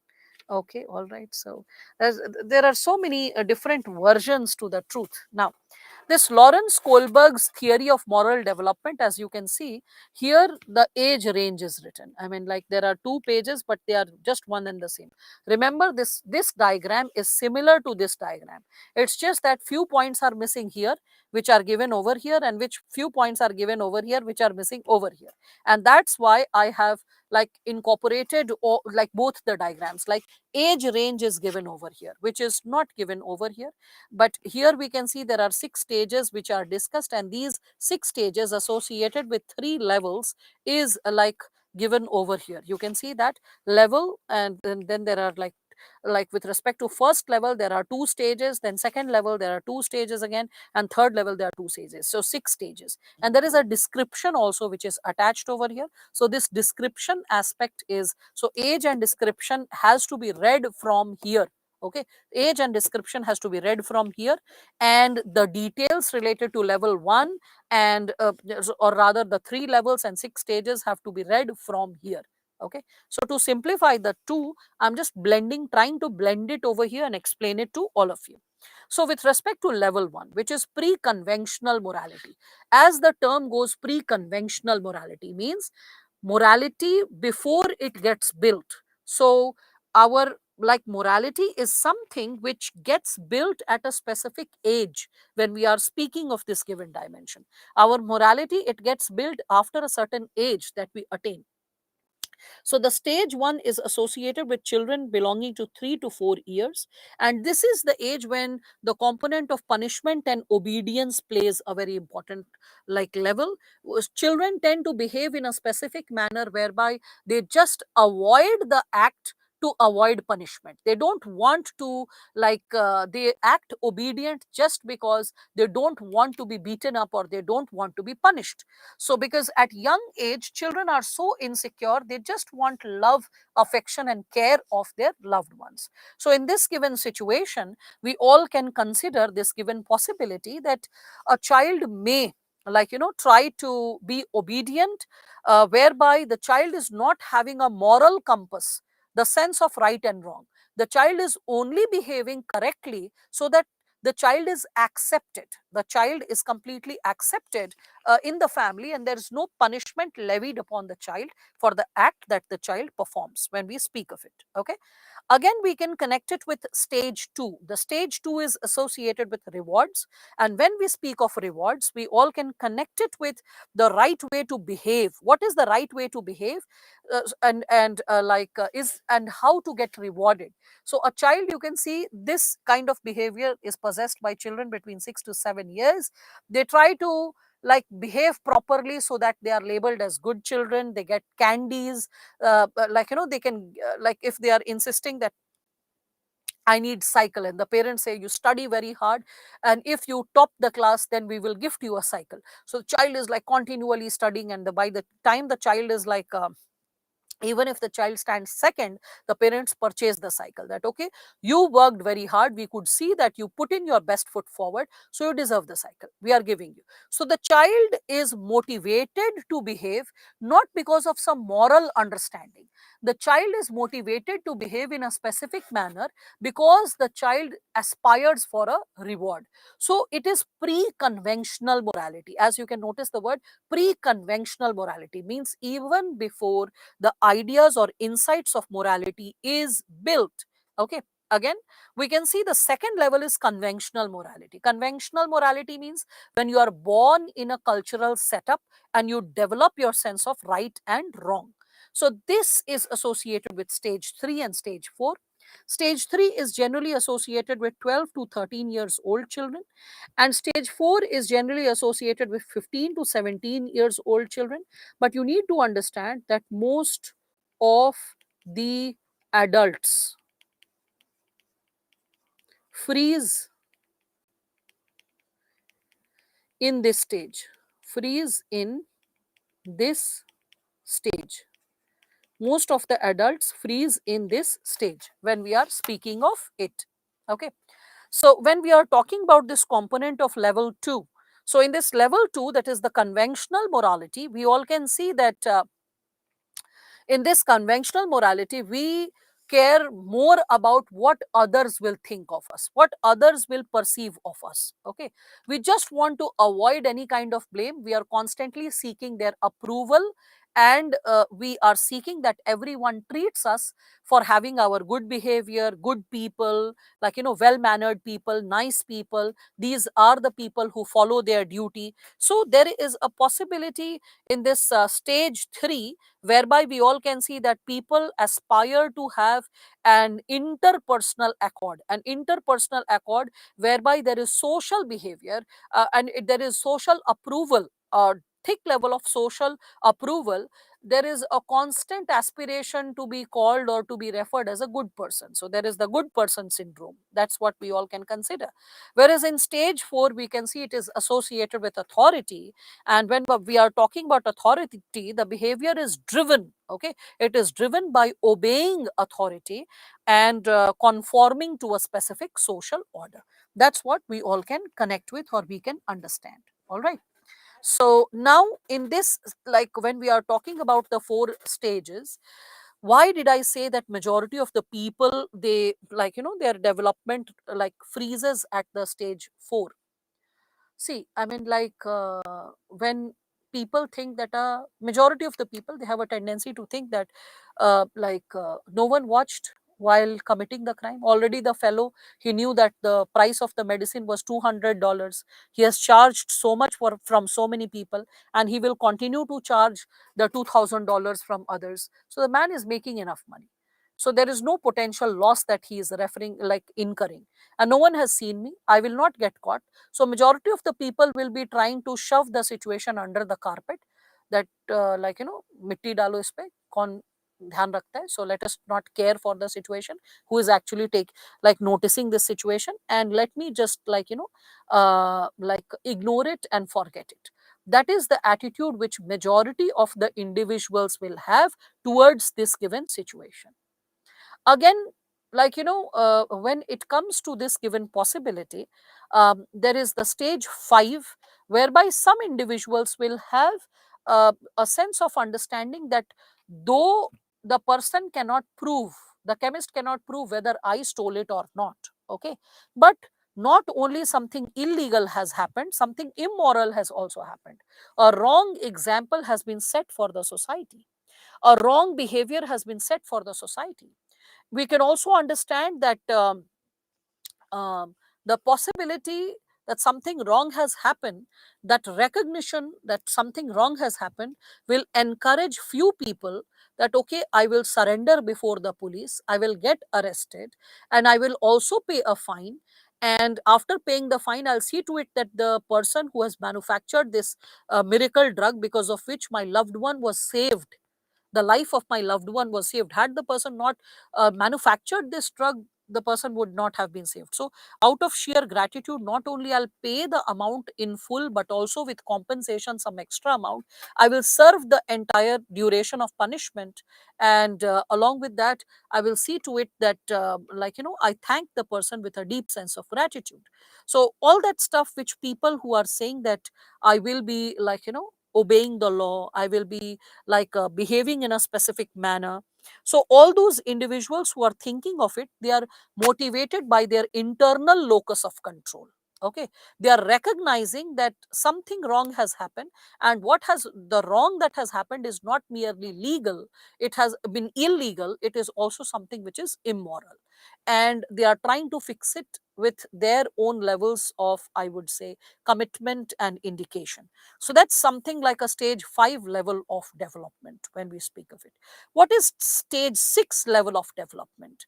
When you realize that your problem is not merely your problem. Remember, we were quoting about Gandhiji when he was traveling from Durban to Pretoria, that what happened to him was, if he would have considered is it as exclusive to what was happening to him, then it would have been a condition that we could have connected it with the given scenario, that Gandhiji would have, fought a case for himself and won it. The truth is, he realized that my concern is not merely my concern. It is the concern of millions of other people who are also suffering from this level of apartheid, this level of discrimination. So when we are speaking of Mahatma Gandhi, he became from Mohandas to Mahatma because he could see the larger concern of the demos. So people who are guided by their conscience. So here comes Vivek and all other students who are talking about, ma'am, what is the role of conscience? So individuals who are guided by their conscience, not just by rules, regulations of their society, when primarily they are guided by their conscience, even if certain solutions are not lying, they can see the larger picture of the problem and they can offer solutions for the larger picture. For example, I remember Mrityunjay was getting close to that solution. He was hinting to the solution. It is something which I can encourage to the rest of you as well. So pertaining to this given area, as we are reflecting upon this given question, Mrityunjay, I'm supporting your point as well as few more students who are coming up with something similar. What exactly needed to be done was that a person needed to think that it's not just I who is suffering. There can be millions of other people belonging to vulnerable sections whose loved ones might be suffering in the absence of this medicine. So the moment you are saying, oh, I'll take the blame, oh, I'll get arrested, oh, I'll just like shove the issue under the carpet, or I will marry another woman, or any random solution that you're offering, it is associated with your stage of development. If you're thinking of leaving the person and moving ahead, you are probably in stage 1 or stage 2 level of moral development, whereby you are just guided by punishments and rewards. That's it. In stage 3, stage 4, you are acting goody good before the society, that okay, I stood for my loved one, or I'm ready to take punishment for my loved one. But when you are guided by benevolence, when you are guided for the larger public good, you are realizing that my crisis is not a lonesome crisis. So even if you are getting arrested, even if you are like surrendering, even if you are paying the entire amount with fine, still you're writing to Ministry of Health, you're writing to the Department of Health, you're writing to various other NGOs or international bodies. You are bringing this issue to their concern, that in moments of desperation, this is the crime I did. I don't want other human beings to succumb to this given problem, and other human beings to fall into this trap whereby they are forced to commit this crime. So how about the state coming up with compulsory licensing or any such initiative, whereby the generic medicine, the generic version of the medicine is produced and that is provided.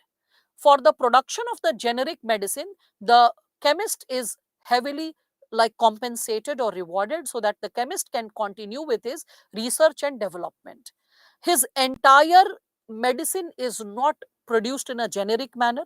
The patent continues, and only limited batch is produced in a generic way, and only when the doctor is prescribing it to potential patients who are really from vulnerable section, only they are able to avail such a medicine.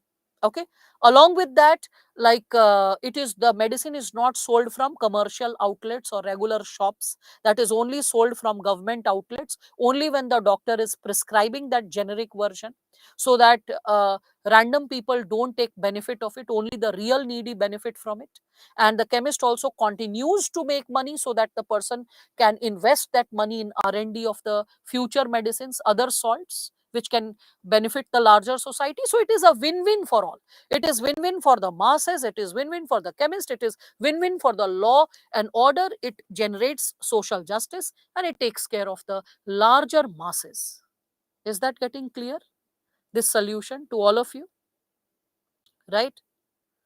So, when we are speaking of this given level of understanding, when you are guided by your moral conscience, it is then you can see that the likes of Mahatma Gandhi, the likes of, we can say, Martin Luther King, the likes of Abraham Lincoln. Lincoln did not want, if you read the life history of Lincoln, Lincoln did not want to become the protagonist of anti-racism and safeguard the interests of people of color. He did not aspire for something like that. It happened so that when he was pushed to a situation where he had to decide that how to maintain democracy and the human rights and to do away with civil war, and at the same time look into the immediate conditions and situations. So he saw the larger picture and he saw what ought to be there in the society even if it does not exist.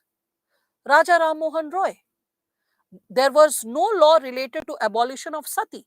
So he saw the larger picture, what ought to be there, and even though the law does not exist, how to create that possibility. So people who are guided by their inner conscience, mind it, people who are guided by their inner conscience, they are the people who are able to shape or drive humanity to better solutions. Okay, so these individuals are the ones who, like people living in the stage 6, are the ones who provide solutions for humanity. Okay, they create new laws, create new laws, they create new laws, they shape fresh concerns for humanity. Okay, so when we are speaking of this given possibility, we all need to understand the dynamics associated with it. But what about immediate requirement? That's what I said, Labdhi. The question which whenever you get a case study, please pay attention to the details of the question. I said that you have already committed the crime. You have already given the medicine to your loved one and the person has been cured.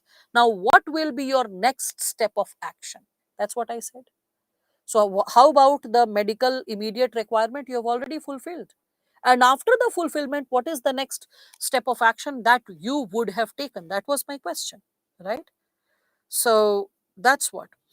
So, this conscience, individual principles is pertaining to the inner conscience, the conscience being guided accordingly. Okay, Sushmit?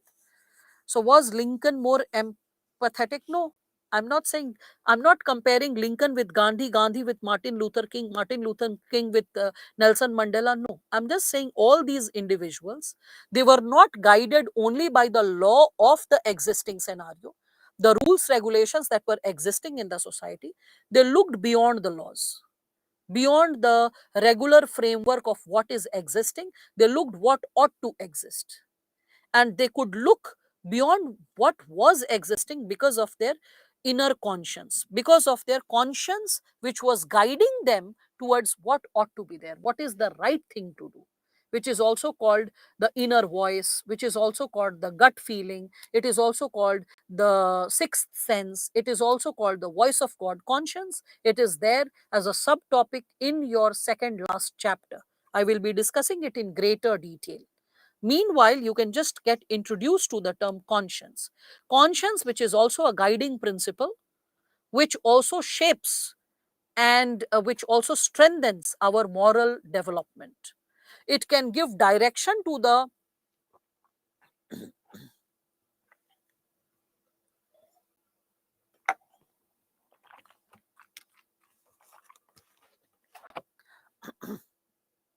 it can give direction to the course of action that unfolds before all of us. These Mondays, Tuesdays, I mean Mondays, Wednesdays and Fridays are so hectic with 3 sessions. And what happens is, like, I have my lunch at around 4:15, 4:30. And after having lunch at 5 o'clock, when you take the session, there is acid reflux because the food does not get digested and you're constantly speaking, and it's not regular talking, because regular talking is at a different pitch, you are like casual, and the effort is from here. When you teach, the effort is from the underbelly, and when you are pulling all the energy from underneath your belly, it starts impacting your stomach and the digestion process. And that's why I keep drinking water, because I tend to get that acid reflux because of like late eating, and of course because there is a session before this one. So that's why I apologize for the in between 2 minutes pauses that happens because of drinking the water. Now, so no, this is not an issue associated with gastroenterology. Okay, this is just an, and no fennel seeds, nothing. All I need is rest, because after eating food, everyone deserves to remain quiet and take rest. But somehow that luxury is not there, and neither of the batches could have been like cancelled. So because mains is approaching, few students are writing mains, so they needed to be supported. So I also could not say no, because initially I was pushing. I was like, give one batch little later, but it was like not possible. So I'm like just trying to give it now. So with respect to this, as we are like reflecting this given dimension, so this can be given to all dispensary owned by the government. This is not all dispensary, like few femina. Okay, so that's also something which we can talk about. So what about the perennial social problem like caste discrimination faced by the certain sections of the society? Yes, that's also there. Like for example, when suppose I'm giving you this example, and all of you can probably connect with this given dimension, that there are situations whereby, like, our seniors, maybe our parents, maybe our relatives also succumb to stage 4. Like for example, suppose in someone's family, someone has like gone for intercaste marriage. The person is belonging to, like, let's say, upper caste, and ends up marrying a Dalit girl or a Dalit boy. And suppose the entire family is ostracizing.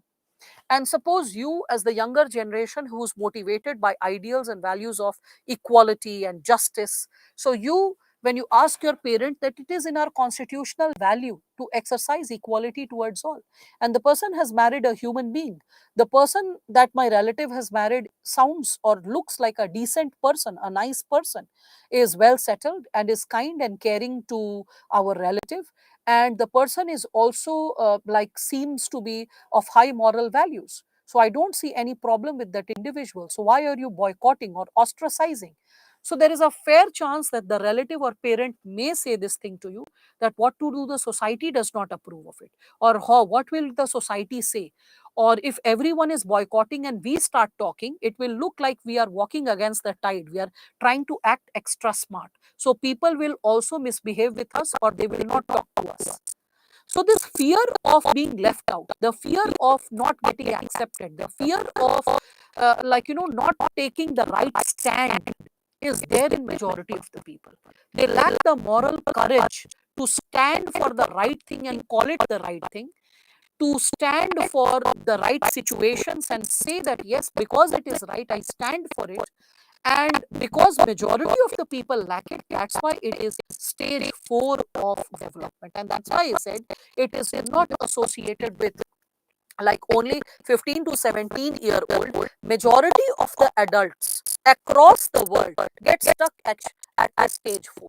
They become conformists, and they always want to do things as per social acceptability. Let me do things which will be accepted by society, or because of which I will be appreciated by society by and large. Okay, so that's what like we are considering, while ignoring our beloved one's death, not just saying staying on our ethics. Yes, satisfy social imagine, but inside they will always hurt guilt. What should the right approach for decision? Anjali, first thing, improve upon your grammar. Please purchase Renan Martin and work on your sentence formation. Your sentence formation is bleeding, okay, when it comes to writing incorrect grammar. Second thing, please be more attentive while I explain the question, because I just hyphenated the same issue to another friend of yours, where I said that you have already committed the theft. Now, what is going to be the next course of action? Are you going to accept the crime, or what will be the next course of action to correct the situation? If you would have paid attention to the question, then you won't have said that what if the person would have died and this and that. Why will the person die? Because you've already provided the medicine and the person's life is saved. I said, what would be the next course of action? This is probably the third time I'm saying it. First time I said it when I gave the question to all of you to think. Second time I said it when one of your friends faltered, and this is the third time. I hope the fourth, like any fourth student, doesn't come up. Okay, now, so So with respect to this, when we are talking about this given like segment, we all can like associate our stages of moral development. And just imagine when Jyotiba Phule and Savitri Bai Phule, they were continually going for female education, they were working for the female education, and they were propagating the education of women. At that time, so many people were spitting on them, even throwing human excreta on them, constantly speaking bad mouthing about them. Oh, they are going to educate girls, and after educating the girls, what are they going to make them? Collectors? Are they going to make them doctors? What is the purpose of educating a girl child? Or some people saying that, oh, if the girls are educated, which bridegroom will marry them, and how unfit she would be, and so many other slangs, cuss words, and continually experiencing the criticism. In such, I would say that in the face of such a situation, just try to reflect upon this given scenario when we are speaking of it, that if they would have got discouraged like other people, that oh, what will be the society saying, how will we stay, we will not be invited for weddings, people will shy away from talking to us.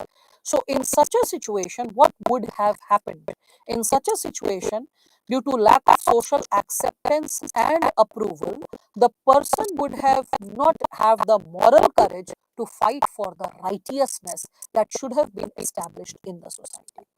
So in stage 5, you are able to differentiate between moral and legal right.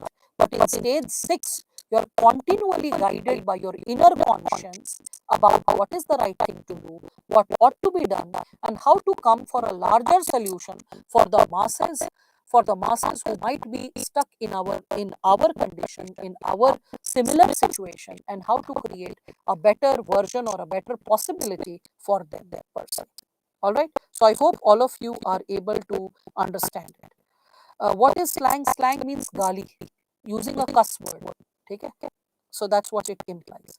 Um, why to take everyone's approval? It should be an individual decision. Our parents' generation is the last who think a lot about society before all that matters, intercaste and all. Oh, Priyanka, is it so? Can it not be possible that a boy in your class comes wearing skirt? Will you be comfortable talking to that boy who is wearing skirt? That's the question. Or will you be like laughing and cracking joke upon him? And if the boy says that I'm very comfortable wearing a skirt, it's so free, it's open, I feel so comfortable. And when in South India they wear veshti or dhoti, so why can't I wear a skirt? So rather than calling the boy Ranveer Singh or joking or jesting about the sexuality of the boy, how many people will accept that yes, it's his personal choice. If he is comfortable wearing a skirt, let him wear a skirt. Are you getting it? So when we are speaking of framing opinions and trying to stick to a specific, like we can say, level of existence, like if someone comes to know that my best friend or one of my good friends is a homosexual, how many people will continue to be friends? How many people have friends who are transgenders? There is not only discomfort related to one aspect when we are speaking of it. Okay, when we are speaking of, yes, Cherub, I'll try to get back to you and explain it to you once again. So when we are talking about the stage 4, majority of the people are scared to, I mean, for example, for any right standpoint, if you are standing for it, which is the right thing to do, but if your friends are putting upon you, your family is putting upon you, though you are correct and you're constantly explaining what's wrong, guys, I'm just standing for the right thing, why are people overreacting? But everyone is like, you don't try to become the Mahatma, you don't try to, always do the right thing, please, you quit upon it, let others take the initiative, you just save yourself. Will you have the moral courage that even if your parents stop talking, your friends stop talking, you will continue to do the right thing? That's something that is put to test, because thinking about intercaste marriage is easier for your generation. For your parents generation, it's a big thing, right? So for your generation, maybe having a trans friend or a homosexual friend and being comfortable about it can be a little big thing. That how about my friend started doubting that my friend is homosexual, so maybe I'm also affiliated to him or her in the same relation. The person can think like that. So think of it. with changing social morals and changing social dilemmas, the idea of right and wrong and sticking to the comfort level, comfort zone, because in different age groups and different, we can say, communities, the idea of comfort is different. So you need to reflect upon that, right? That's great, Anubhav. So it is easy to criticize. So very true. It is very easy to criticize, but hard to become. That's very true. So that's amazing, Gulab. So there is Khudiram Bose. Yes, everyone wants that. Let Khudiram Bose be born, but not in our own house. So very true. That's also a very popular saying in eastern parts of India. In that part, you'll always listen to people saying like that. Let the revolutionary be born, but in the neighborhood. So that's there. So I hope all of you are getting a clarity about this given dimension. We are more modernized than our parents. I mean, you are modernized with respect to few ideals, but every generation is relatively more modern than the previous generation. Like your mother is more modern than your grandmother. Your grandmother will be like, oh, she is trying to act too smart. Your grandmother is more modern than your great great grandmother. That's also there. Every passing generation is better than the previous one. You will be more modern or exposed in various aspects compared to me. Maybe you are technologically more smart than me. That can be possible, right?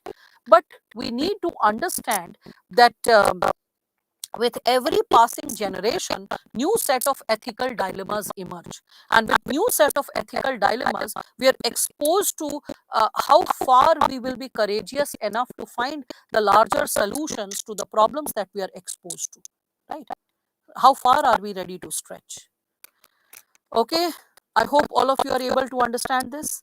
Is morality rooted in the power and perpetuating the dominance of a group of individuals? Well, morality is rooted in our own sense of understanding of what is right and wrong. And in the interpretation of our own morality, elements of courage, elements of clarity, elements of socialization, who all have socialized us, all of it plays a critical role, Jadav. Okay, so I hope you are understanding that.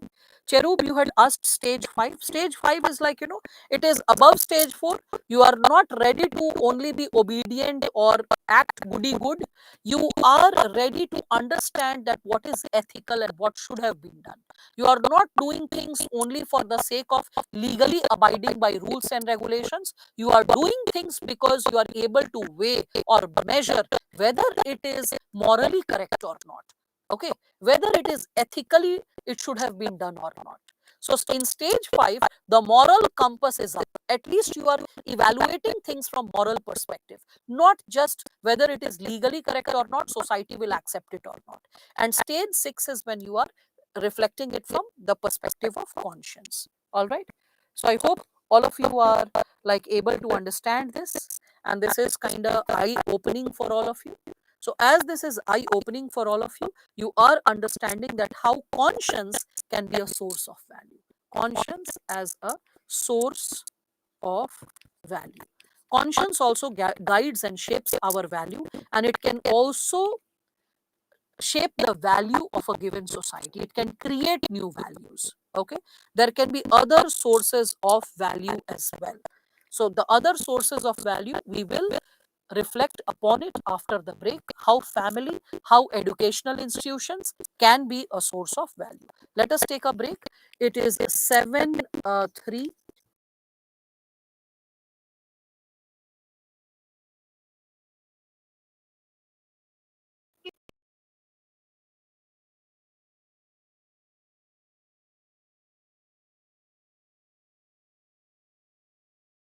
Passing upon beliefs. It's more about who's more exposed to these things and can bring it under the aspect of Dhyan Karma. For example, exposed to right value education is what is required to be modernized. It doesn't matter on generations, rather to have deep sense of knowledge and reflecting upon it is necessary. So true, so very true. So according to, you have to surrender and pay the fine and do something better. No, it's not like something better. It's like something about reflecting upon the larger picture. No, I'm not in Guwahati. I went to Guwahati for those 10 days. So I like it. There was a meditational thing which I pursue twice in a year. So for that, I apologize. The mic was like by mistake. It touched the pen and it became this. And the property dealer had called up and I had to like converse with him. He's like, ma'am, you're like really overworked. So yeah, that's there. Now, with respect to it, when we are further discussing how values of the family can be changed, who are continuing child marriage. Yeah, that's a very profound question, Anjan. You know, it needs multi-pronged approach. It needs the approach of the administration going coercive. It is sad to see when the ministers also support such an act, when group child marriages are taking place and they discourage the police to make arrests or take some action, especially during I would say this is something which also like took place when we are connecting with this given problem or this given scenario in Rajasthan, that the police officers were present and the marriage took place. So, to make corrective steps to discourage child marriage, when we are talking about it, it needs short term and long term approach. In short term, you need to be more coercive in terms of execution of law. You need to make arrests with respect to the parents and adults who are present at least 24 or 48 hours in lockup, and with respect to parents, registering a case against them. So some coercive action is required, and in long term you need to focus on girl child education. If girl child will be provided with higher education, it will automatically articulate into delayed marriages, also improving security of women in the society. If girl child security improves in the society, you will realize that the freedom of movement, the possibility of, we can say, existence will also change. Like for example, you can see the intensity of child marriage is relatively lesser in, we can consider, Odisha or in many southern parts of India, and there the security of women is quite high. Whereas if you move to Bihar, Uttar Pradesh, Rajasthan, security of women is quite vulnerable. I've seen, like, whenever I have traveled to these states for not Bihar but Lucknow, or I have taught in Jaipur offline centers, and I have seen that students, they become very unnerved when, if it is like a 5 to 8 batch, the students will become very unnerved by the time it is 8, especially girls. They are like restless to leave the class by the time it's quarter to 8. I cannot stretch the lecture even by 10 minutes. It's like that. They also encourage that, ma'am, how about you take an early class like 4 to 7 o'clock, so that we can leave early, because the city is not so safe. So earlier Lucknow I had been something like 4 years back, but Jaipur was just last year November, and I could see the visible sense of discomfort in girls in terms of traveling. Whereas when I traveled to Bhubaneswar, that is Odisha, I saw that children were so cool. Even at 9 o'clock, the batch was from 6 to 9, and I stretched it up till 9:10. People were very cool. After the class was over, no one was rushing to pack their bags and run away. Everyone was like chit chatting in a relaxed pace, moving out. I went to my hotel. I had my dinner. After that, I was taking a walk at 10 o'clock, just outside the hotel, on the street, to just catch some fresh air. And also, the market was open till 11. So, the small market area. So, I was taking a walk. I saw like young girls or young boys casually like walking down. I also saw, tribal women with their daughters returning with baskets. So there was a visible sense of ease and comfort. No one was under the fear of molestation or abuse.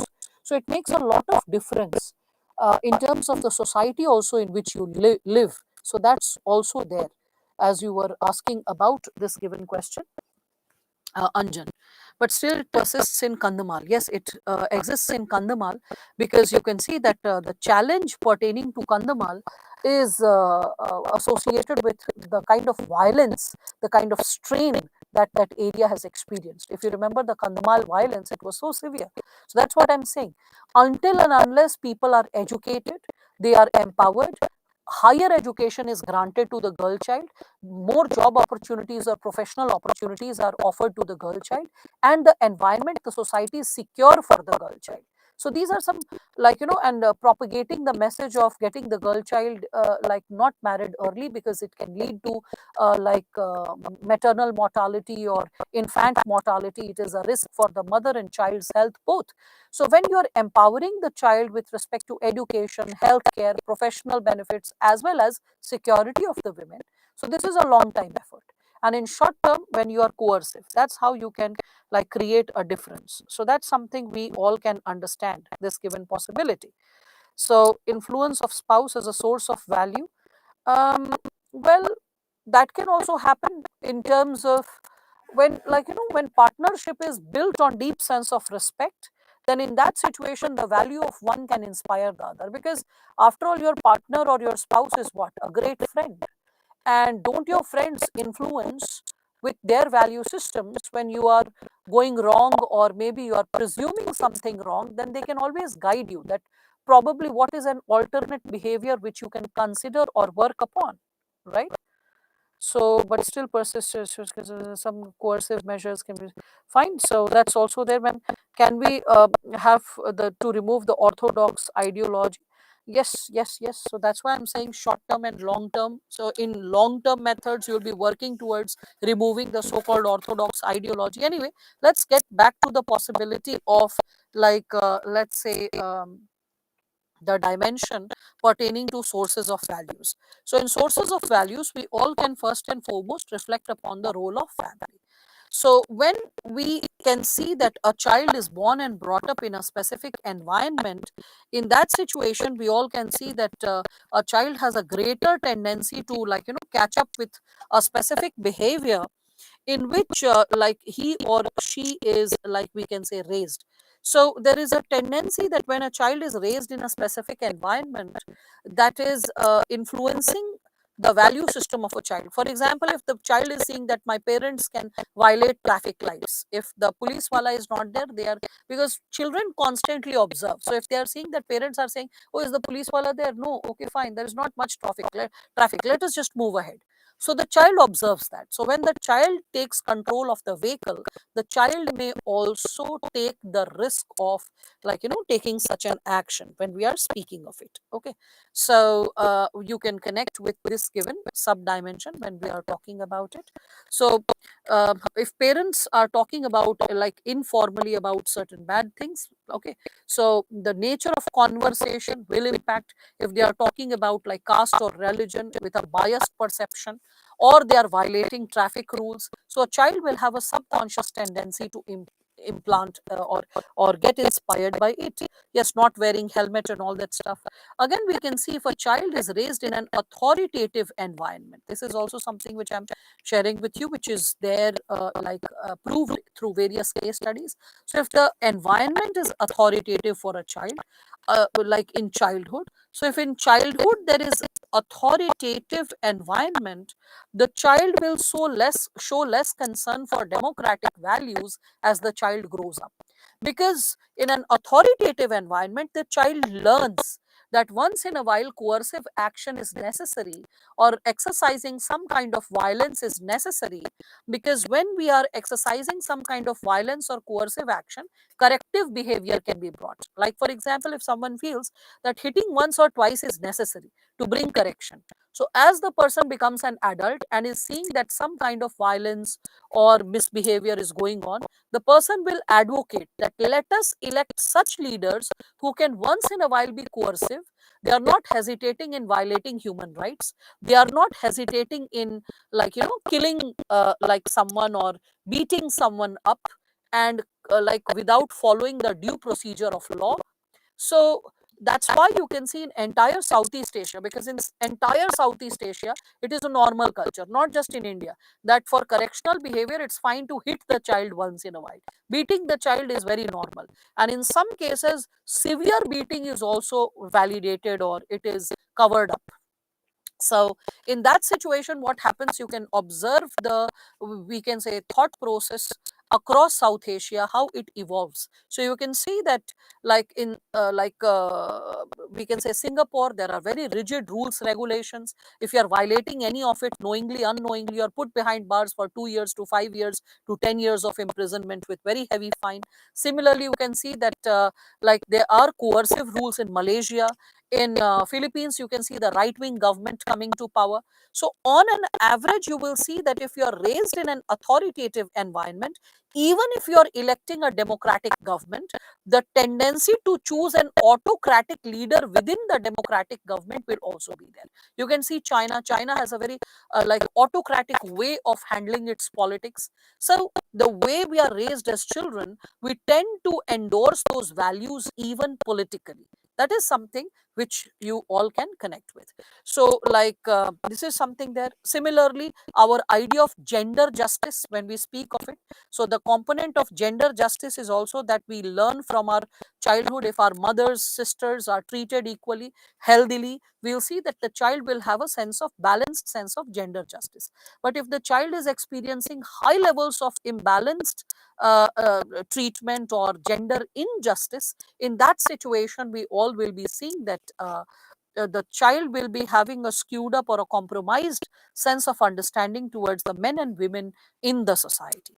Again, if parents are very meticulous about cleanliness, the children will inculcate that behavior associated with cleanliness. So to explain the same, I would like to explain you through contact comfort studies, and also associated with, I will explain it through orphanage studies. Okay. So beating of child is not morally good. Agreed. It's like failure of your own patience. If you are not patient as a person, because children just put your patience to test, as simple as that.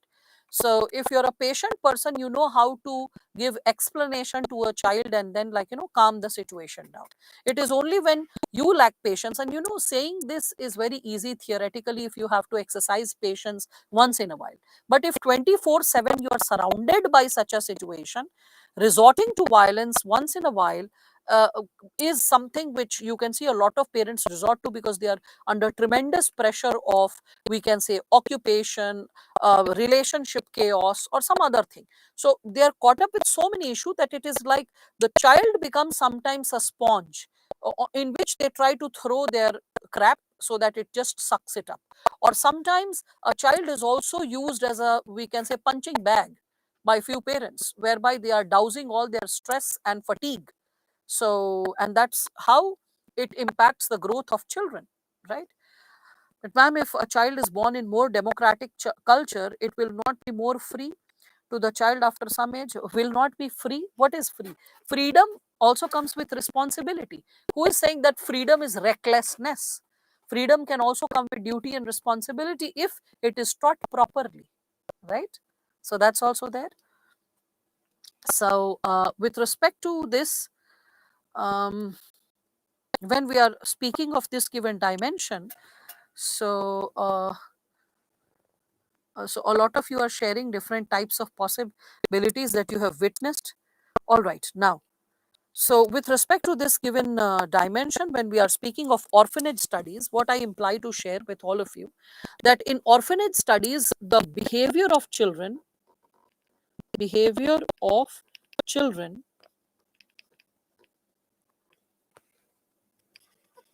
with or without parents, uh,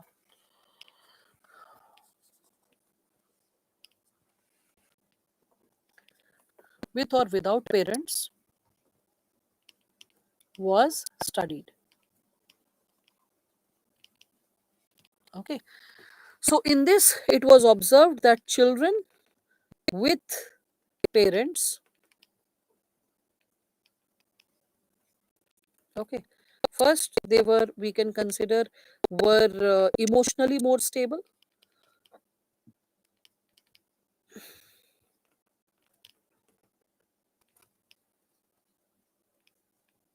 Okay, we can again consider that they were more confident.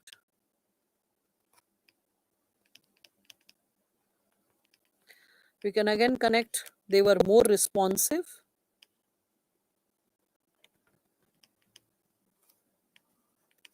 more optimistic,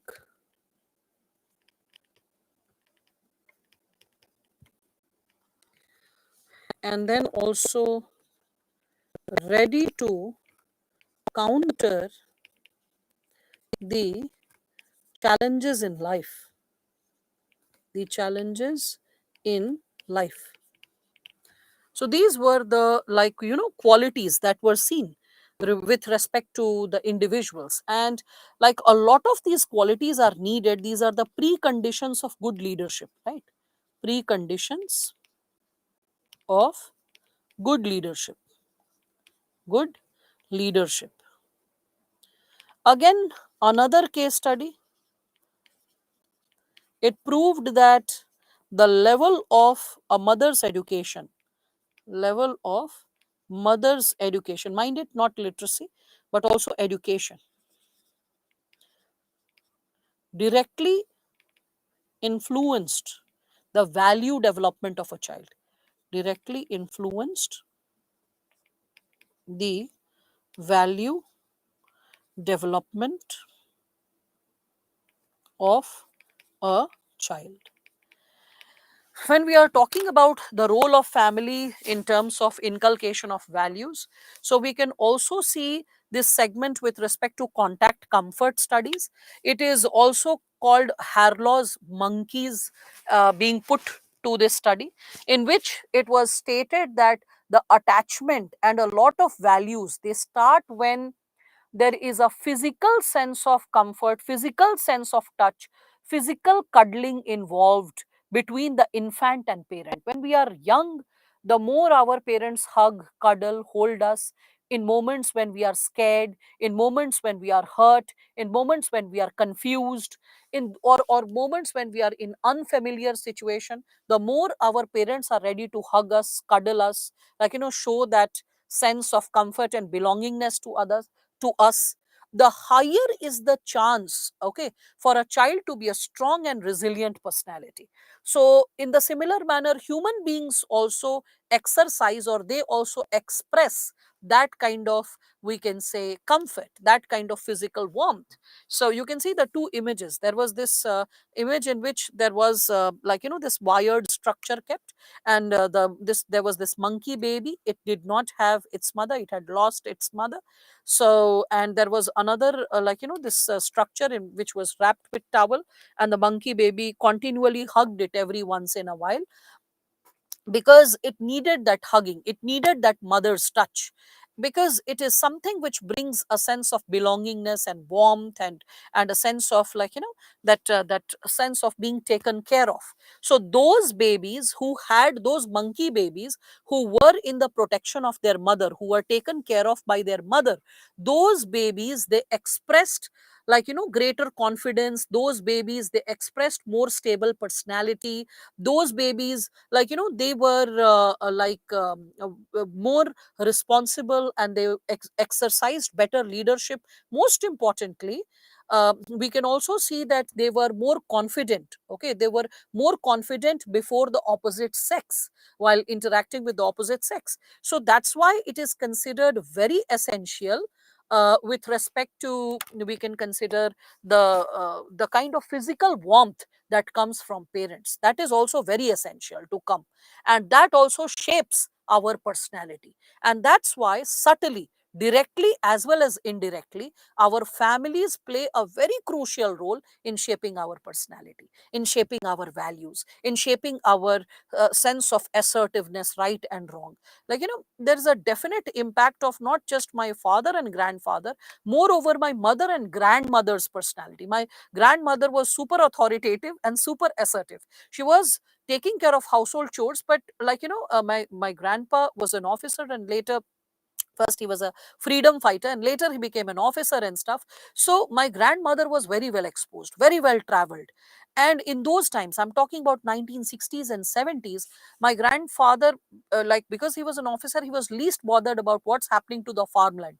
So my grandmother used to travel through AC3, because that was the greatest luxury in those times. So she used to travel all the way to AC3, reach our village where the fields were there, something like it was a 12 or 13-hour train journey, reaching over there. And then she used to give the like fields on sharecropping, take care of the things. If there is some poor person whose daughter is going to get married, so she'll do some charity. If someone is not getting enough to eat, she'll share the crop, the bumper harvest that she has experienced. She'll pack the remaining stuff and she'll get it loaded by the labor class on buses. And then those buses will those buses who were traveling to our city, they would arrive the next day. And then she would call up, like we had a telephone in those days, so she used to call up to one of my uncles from one of the doctors in that village. So he had a phone. She used to call up from that and she used to tell that, okay, you just get the truck unloaded.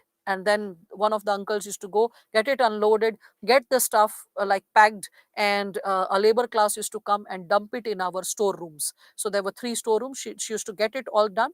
And I've seen her managing it all, fearlessly traveling across India, fearlessly taking religious trips, going to Mathura, Vrindavan, there, southern parts of India. So she was very assertive. And even though she could not speak English, but language was not stopping her.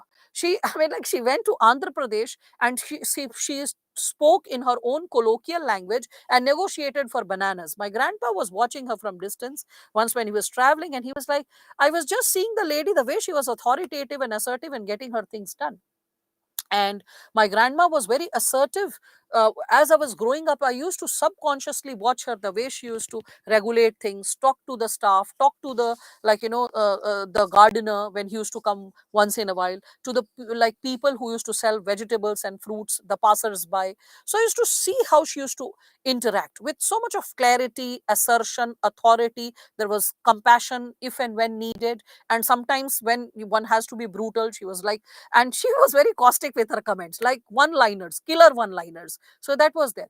My mother is a strict woman, and she is like thick pursed lips. She doesn't talk much. She'll be like, oh, don't talk so much, it hurts my head, you talk so much. So like that. So a very reserved person. My mother is very different from my personality, but very upright woman, very honest, very disciplined, very upright. I am not half as disciplined when it comes to exercising and eating like her. She is thinner, fitter, like amazing as a person. And she constantly inspires me to become a better version of me. So these women, they had their own personality, which also inspired me to become better, and probably to think what ought to be done in a specific situation. So like the environment in which we are raised, that also determines our personality. Probably because the women in my family were quite independent, fierce, they were vocal, they were well traveled, and probably that also inspired me, and which helped me to take up a lot of I would say decisions in my life. And more importantly, I have also traveled in many countries by myself. In few there were friends and family, but in many countries there was no one. I was just chilling out by myself, just taking a solo trip. So that's also there. And so a lot of things that we do, a lot of things that we pursue, like my grandpa always used to say, if you really want to become a person of wisdom, follow great books, follow great personalities, and travel a lot. Because since ancient times till now, people have gained a lot about cultures, civilizations, philosophies, insights, and some grassroots level wisdom, some wisdom of nature, by just being there, by traveling to those places. So these three basic, and he quoted Rahul Sankrityayan, who is a philosopher and also, like I would say, an avid traveler. Who, and if you don't know Rahul Sankrityayan, you should know about him, because um, he was one of the philosophers par excellence in we can say modern India and post independence also, when you read. So and I know that a lot of, I was exposed with Rahul Sankrityayan's name when I was in standard 6, and I knew a lot of my friends who had done post graduation or graduation or even later in preparation, who did not know who Rahul Sankrityayan was. Okay. And I had books of Rahul Sankrityayan kept at my home. So it actually makes a lot of difference, the way we have been brought up, the ideals and values, okay, in which we have been surrounded by, and the kind of upbringing that we go through. Okay, so a lot of things associated with right and wrong and do's and don'ts, it is shaped massively by our families when we are speaking of it. Yes, yes, if you, those who have read about him, that's great, I appreciate that. So no one can beat when it comes to a mother, yes, in a way, that's there. So okay, so ma'am, if a child knows that his or her parent left him in an orphanage, or there is some kind of cruelty of the society, loss of piousness towards a mother's bond, yes, Sudipto, that also happens. That's why just yesterday or day before yesterday, a child said that values are permanent. Values towards family and family, the attachment towards family is permanent. To which I had responded, it's not necessary and not universal. Children who have been abused by their family, maltreated by their family, crime has been committed towards those children by their family members. Maybe parents are addicts, or they are into drugs, or they have sold the child or beaten up the child mercilessly, that the child has lost a limb, or got disabled, or has been hurt badly, anything of that sort. That's a rupture, that's a permanent damage uh, in the personality of the child, or in the perception of the child towards, like, the family. So that's there, we all can, like, consider that given possibility, right? So okay, now, so as we are just moving ahead with this given possibility, there are different types of families which can encourage you with different types of value system. Like, for example, if we are born and brought up in a nuclear family, it will encourage us individualism. Like, our personality is important, our sense of freedom is important, we taking up responsibility and doing things is important. But at the same time, because it is like lesser number of members, a child can become reclusive and introverted. So this is something which can impact, like a child being raised in a nuclear family. Also, a nuclear family is a byproduct of industrial economy, a byproduct of modern society. So you will see that the child will be more open to change, accepting change, adapting to change, accepting new values. So all that, and accepting broader human principles, those things will be there in a child by getting motivated by modernity or modernism. In terms of joint family, when we are speaking of it, if a child is raised in a joint family, there will be a lot of feudal tendency also which a child can grab, pertaining to patriarchy, pertaining to maybe caste based discrimination. There will be also some good values which a child can learn, that is the attitude of sharing, because you have so many cousins, so many relatives, so you cannot eat in isolation, you cannot enjoy in isolation, because that's not the standard value. You enjoy when you're sharing, you enjoy when, like, your cousins are involved, your family is involved, so it's like that.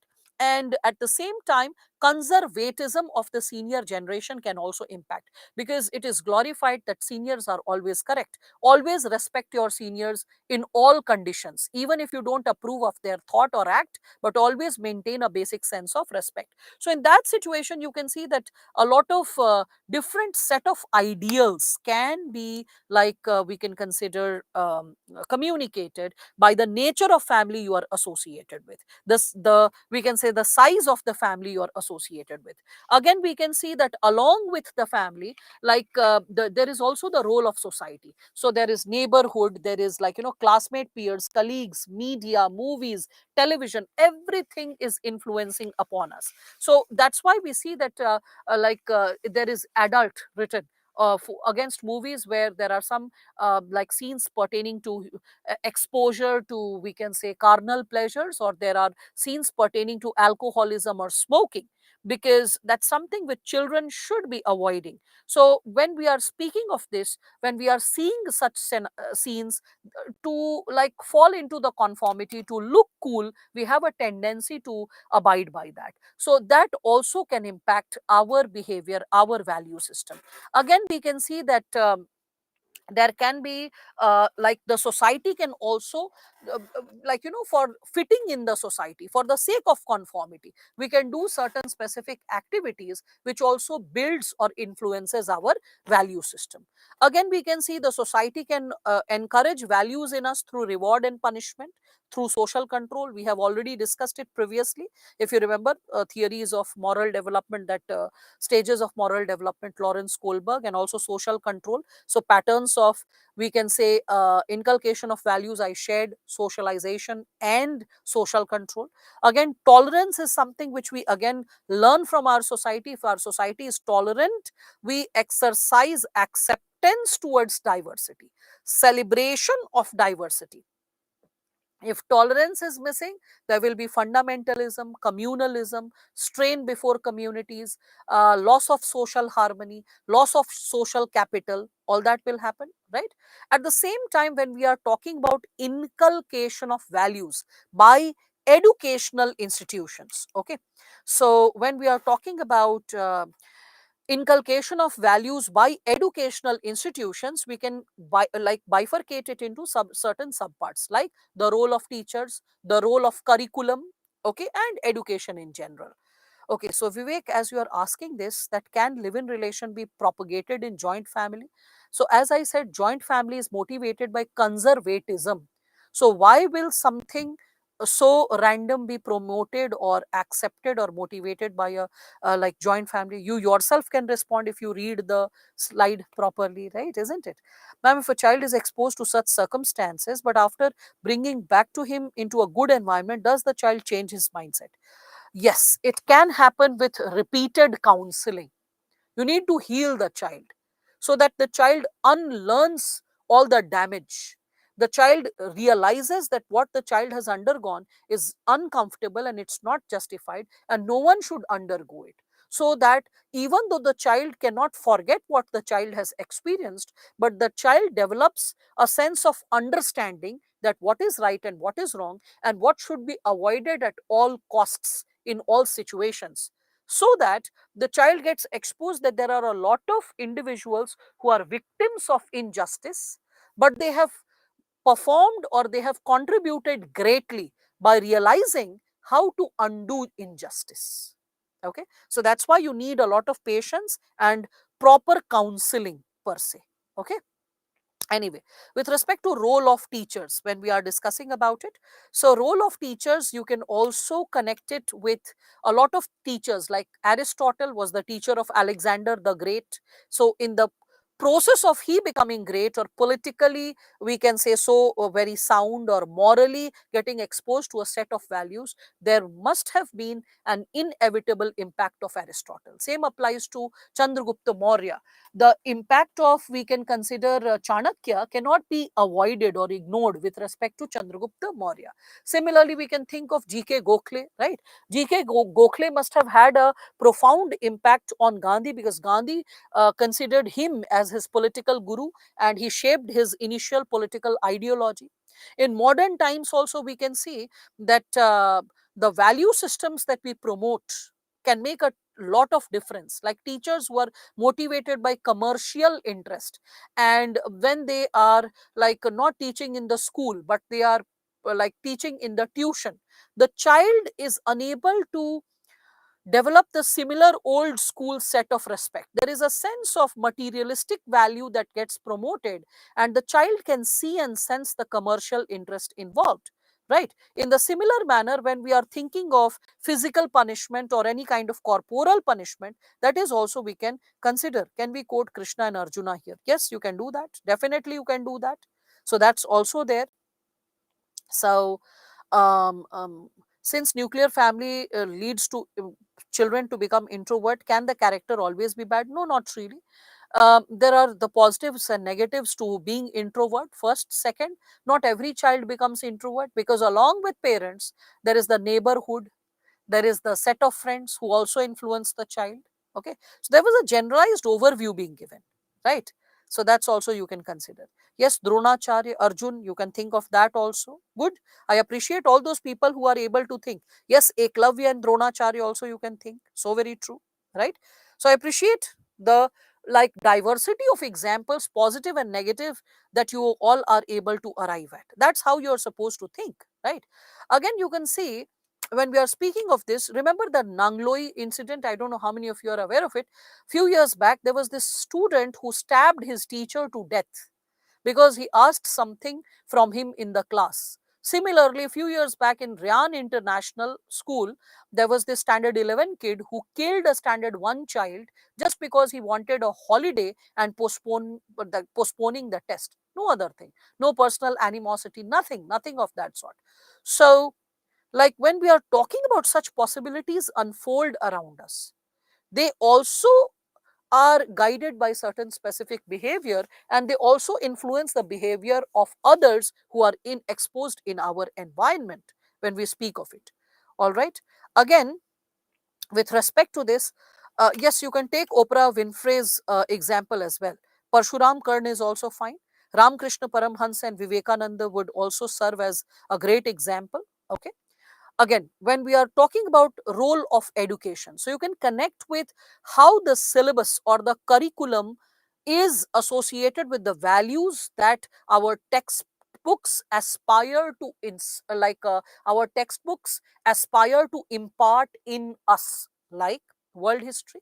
So in world history, when you are studying French Revolution, you are getting exposed to ideals of liberty, equality, fraternity. When you're reading in world history, Gandhi's, train from Durban to Pretoria, you are able to see that how a person should have the moral courage to stand against injustice, and not personal injustice, but also identify the larger injustice involved in a situation. Similarly, in the new NCRT, you can see there are components devoted to, committed to secularism, non-violence. Okay, so that is also like something which you can see. In literature, students are taught how, human nature should be interpreted, and how social values of a given era influences the mindset and thought process of an individual. Again, in science, when a child is studying science, a child learns the value of curiosity, raising right set of questions, not believing things on the face value, constantly having a critical approach, a logical approach, okay, towards any specific scenario. So a critical logical approach with a curious mind is something which I also encourage to all of you at all times, that in bureaucracy what we want is thinking human beings. So thinking human beings comes when you have a curious mindset, a thinking mind, a constantly logical mind, a critical mind. All right. So that's something which I can encourage to all of you. So, ma'am, in the mains, we have to do all the 20 questions, or we should do only which we can write perfectly? You should do all. The ones you know perfectly, be super speedy and try to write it within the stipulated time. And the ones that you are not very confident of, or you know partially, write at least something. Never try to skip the questions, because that goes all the more negative. Even if you get 2 marks out of 10, that's worth it. Even if you get 1.5 marks, that's also worth it. If you have attempted, like, let's say 15 questions and you are getting 5.5 or 6 out of 10, and like let us say you have attempted 20 out of 20, in which you are getting 5 in few, 5.5 in few, and 6 in few, because you are also balancing time, and few other questions, the 5 you are planning to leave, you are getting 2 2 1 1 3 3, something like that, it will still add up to more marks. So never try to skip questions, and don't write incorrect information. Don't write what is not asked. You can write some generalized overview related to keywords mentioned in the question, and don't stretch up the generalized overview. Just write 40-50 words, that's it. So rather than skipping a question or leaving a question, always write something, some generalized overview related to the topic. That will also fetch you marks, that will also give you some marks. Because let me share this with you, that uh, it has happened in the past, and it shall continue, that at least 10% of the questions shall not be known to you. 10% of the questions will be as such that out of, like, let's say 20 questions, there will be 2 to 3 questions you'll see and be like, huh, what does it aspire to ask? Or I don't know the answer. And this will be with 90% of the students, because examiner purposefully creates the shock factor. Because if you are an IS officer and everything is like going hunky dory, one night you'll be just like back from the office, talking to your child, having dinner, and about to sleep, and you'll come to know, oh, there is a riot that has broken out in the outskirts of the district. And you have to just regiment. Your sleep is lost, private life is lost, everything. And you have to just run, and you have to just fix situations. And you're getting calls from ministry and center and here and there, and your juniors are calling, and you have to just take control and command of the situation. Okay. and you have to coordinate between different departments. So it's a 24/7 job. So the shock factor is there in the job itself. That's why the shock factor is put to test even in the exam, the way the question paper is laid before all of you. So you once in a while will see that the questions will be laid down in such a manner that you will see the question like, what was this question? I'm getting a cardiac arrest. What should I write? Don't lose heart. Move ahead, see another question. If another one is also like that, move ahead. You will definitely find 80% of the questions doable. The 20% you don't know, do not leave them. Attempt something about them. All right. So that was a fair question, I must say, Sargun, as you were asking that. Again, how many NCERT chapters? How many? Just read NCERT. I mean, like if you don't have an understanding of a basic school level textbook, then it is a matter of shame. So that's what Vienna Conference developed. What it was. Vienna Conference, I will be quoting later when I'm discussing, like, ethics in governance. There you will find that I'm quoting, like, Nolan Committee, I'm quoting Vienna Conference, I'm quoting different other sources as well. Okay. And so that's what you can consolidate. Else, the nature of question itself that says that you are aware of certain basic components. Incorporate it. If you want to jump the gun, you can just incorporate here also, it will fit in well. The role played by Jyotiba Phule in inculcating educational fundamentals to his wife first, then both together empowered the society as a whole. Yeah, you can consider that thinkers like them, we can say reformers like them, have shaped possibilities for millions others. Women like me have been able to attain education because someone fought for our rights 150 years back.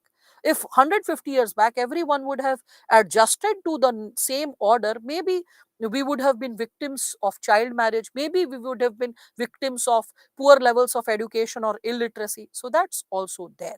Okay. Once in a while I take up the previous year questions, Tripti. At that time, just pay attention. Once your two chapters are over, at least two chapters, then I will, means foundational values for civil services, when that is over, I plan to take up certain questions associated with case studies, and I'll explain you how to deal with case studies, how to respond to the case studies, what are the steps to be followed in case studies, and I have created PPTs for that, and I'll share that with you. Okay, so don't worry. So with respect to this, that's great, Prashant. Okay, now when we are speaking of this, for every subject, I don't know if it is compulsory now or not. When I was in school, we were made to think and answer to these questions. Yes, yes, good, Vanshika, if you had such a schooling where you were made to think and then respond to a question, that basic skill instilled in you will help you in the mains exam as well. So now, with respect to this, as we are seeing the role of education through the curriculum, so we understood role of teachers, then we are seeing role of education. So we can further see that it is the content in the textbook which also influences. Like if the content earlier, not the now NCERT but the old NCERT and textbooks, had a gender biased content. Mother used to clean and do household chores, father used to fix the work outside, sister was helping the mother, brother was playing outside and climbing the tree. So, like, and getting into some adventure sports. So we all could see that the issues of gender was something like here, gender roles is something that was created by the textbook. So that's something which we need to reflect upon. Again, value education, is it desirable when we speak of it? So you need to understand value education is a compulsory segment which should be imparted because it actually shapes how the country behaves. Any sense of, like, let's say the Pakistan hating India or India hating Pakistan via textbooks, or North Korea educating its children an emotion filled with hatred towards South Korea or the Western world.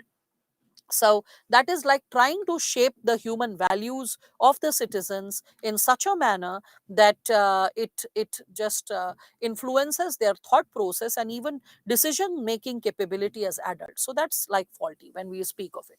So other ways through which values can be imparted to children, it can be imparted through different events. Like for example, I always say that whenever you have to donate it not yourself, involve the children of the family.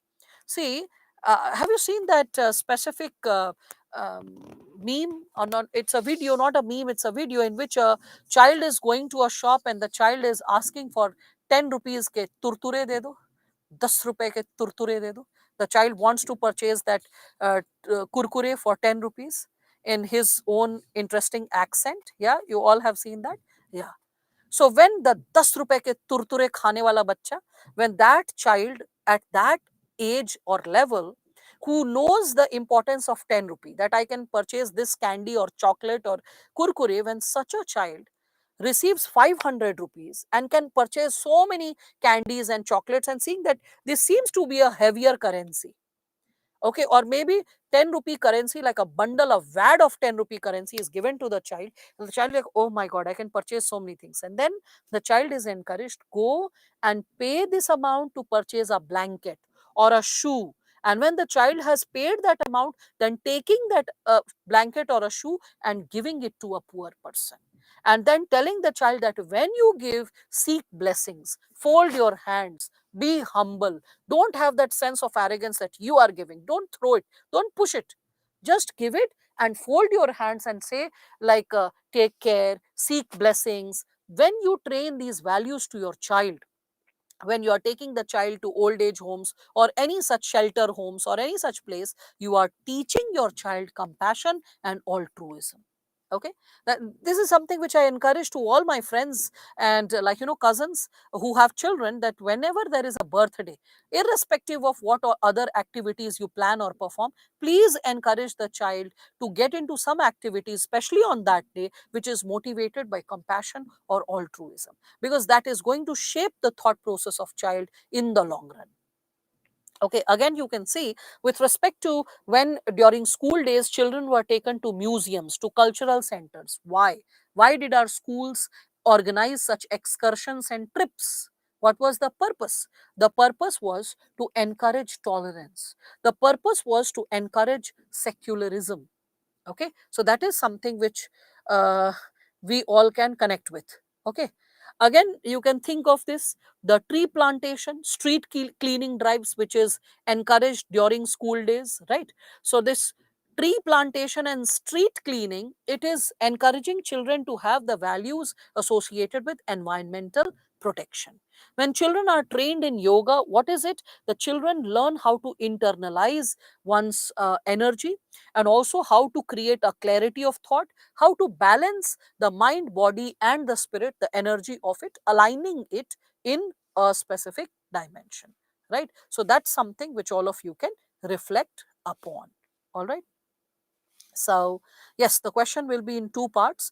The first part will be theory, and second will be case study, right? And through which both the segments you will be able to deal with when you are reflecting upon the answers which we'll be discussing. Will ethics also contain penalty marks? All papers can be under the scanner of penalty marks. All right, all papers.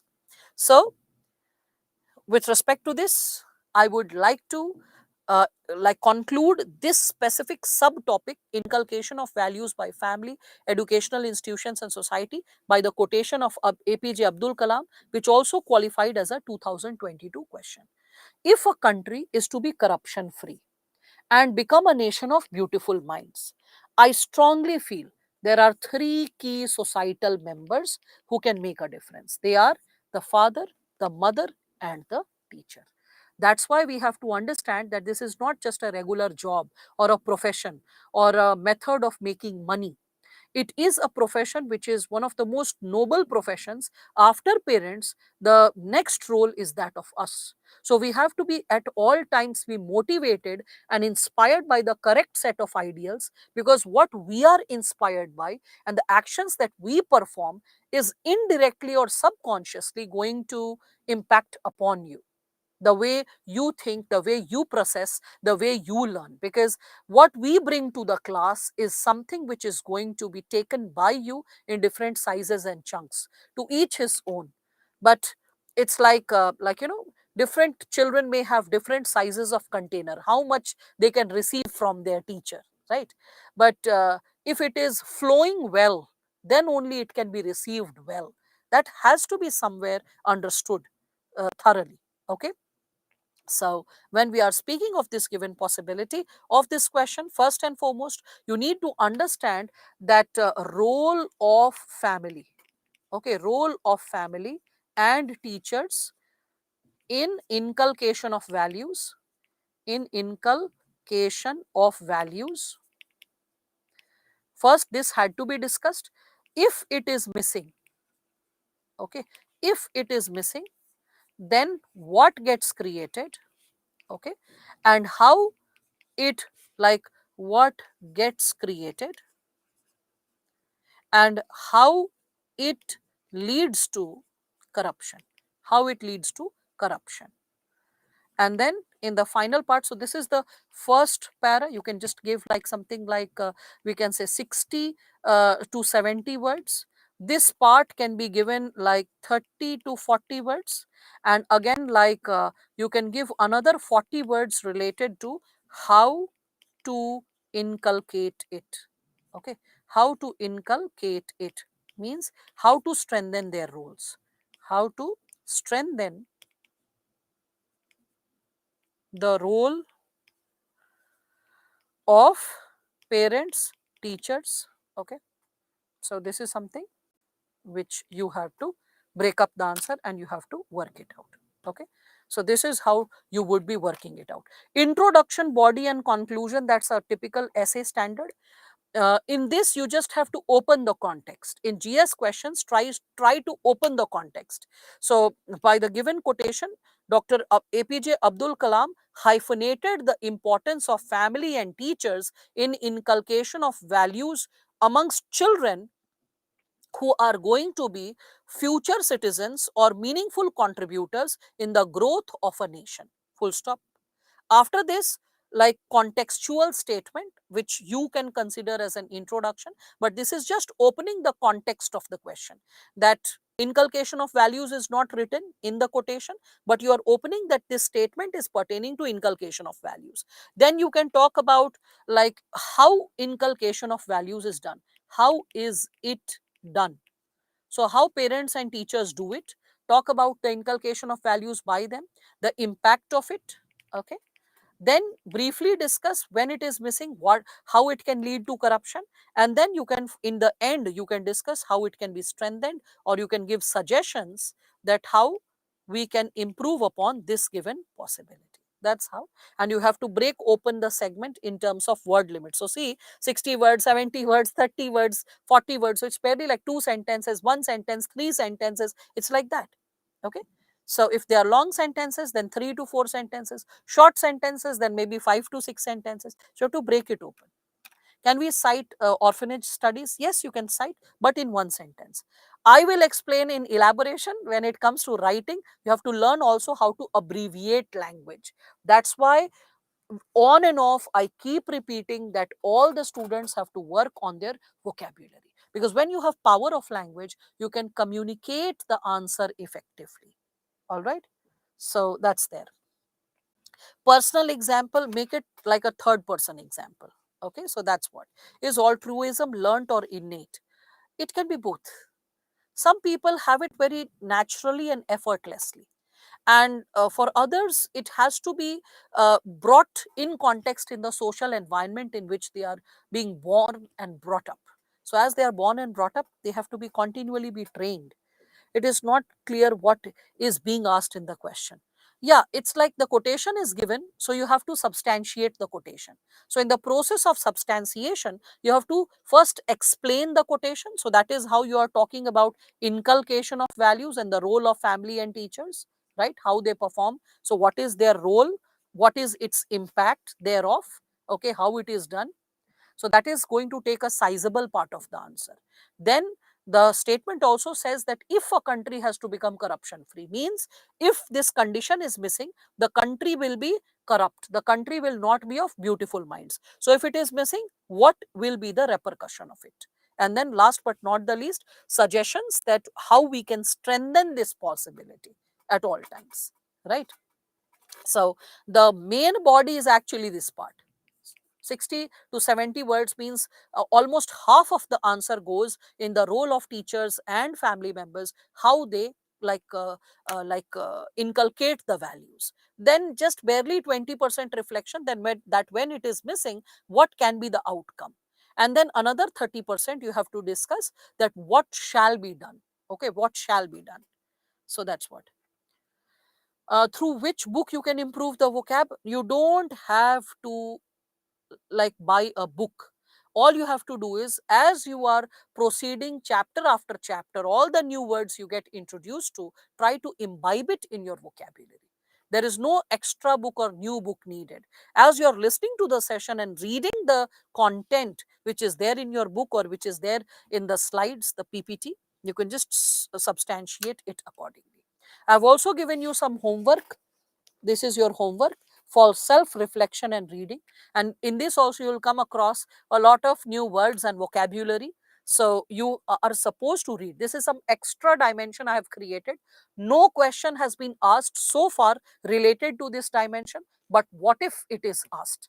So ethical conflicts in cosmopolitan culture and urbanization, it can be asked differently also. It can be asked ethical conflicts in the wake of globalization. Okay, so any such possibility if asked, you are supposed to read this content and reproduce it. So I have created, you can see that this is a sizable content which I have created, and you're supposed to read and reflect upon it. Okay, I have also given that when there are ethical conflicts, what is the solution? What is the way out? So the problem first I have discussed, how, what, and why it is happening, and how to solve it. Okay, so this is your homework. You are supposed to read it.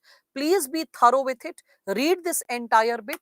Okay, so that the chapter is fixed from the possible potential areas as well, from where questions can be raised or can be asked. All right. I know so many words, but I'm unable to understand when it comes in front of me. But when I try to write it, I don't get a catch of the words. Oh, the solution is practicing it verbally and in written form. The more you practice in your day to day life, suppose you are getting introduced to a word, try to use it at least 3-4 times within a week. First, within 24 hours, use it. Even if you are speaking English, use it before your friends, in a message, while typing. Use it somehow. Just put it to action. When the words come to action, they become a part of your thought process. And the more you frequently are using it, the greater your sense of comfort created towards that word. Okay. Now, so SME, please support me with the questions now. So with respect to this, we head towards our next chapter, and that is associated with aptitude. The topic of aptitude and foundational values for civil services. So it is like a different chapter but connected with the previous one, because we were dealing with values, human values. Now we are going to deal with foundational values. So foundational values for civil services. Okay, so as we are dealing with it, in the very first page, you all can see that there is this novel, English August, an Indian story, which is written by Upmanyu Chatterjee. Upmanyu Chatterjee is like a senior IAS officer. He was he became an IAS officer, and later on, you see that he became a novelist. So his innate skill was that of a novelist, and he became an IAS officer, and then he writes this given possibility. The protagonist in the novel, he is called Agastya Sen, and Agastya Sen speaks these words. I quote. He says, "Most young men in India do not realize their aptitude. In search of their career, they just keep on trying and something clicks. I am one of them, and I became an IAS officer. And it is so true for the youth in India." What does it imply? That majority of the youth is unable to even realize or identify its true aptitude. Okay. Which chapter to read? Chapter 4, 5. This is what like I am under the impression it incorporates the components of ethics and values and all that sort of. So that's what is essential. So when we speak of aptitude, what is aptitude? So aptitude, you can understand, it is defined as a natural or inherent capacity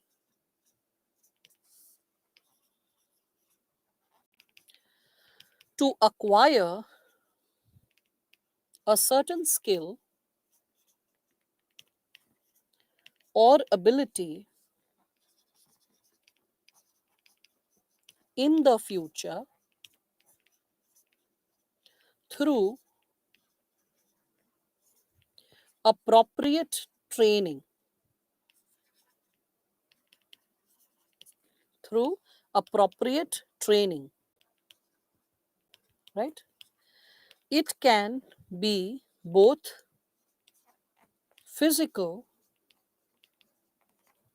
as well as mental, right? It can be both physical as well as mental. So what is it? It is inherent natural capacity that we have, and it is a certain skill, and we can also acquire it by training. So it is natural and inherent, it is naturally present in us, and it can be both associated with our mental as well as physical existence, right? It is coming from the root word aptos. Aptos literally means fitted for.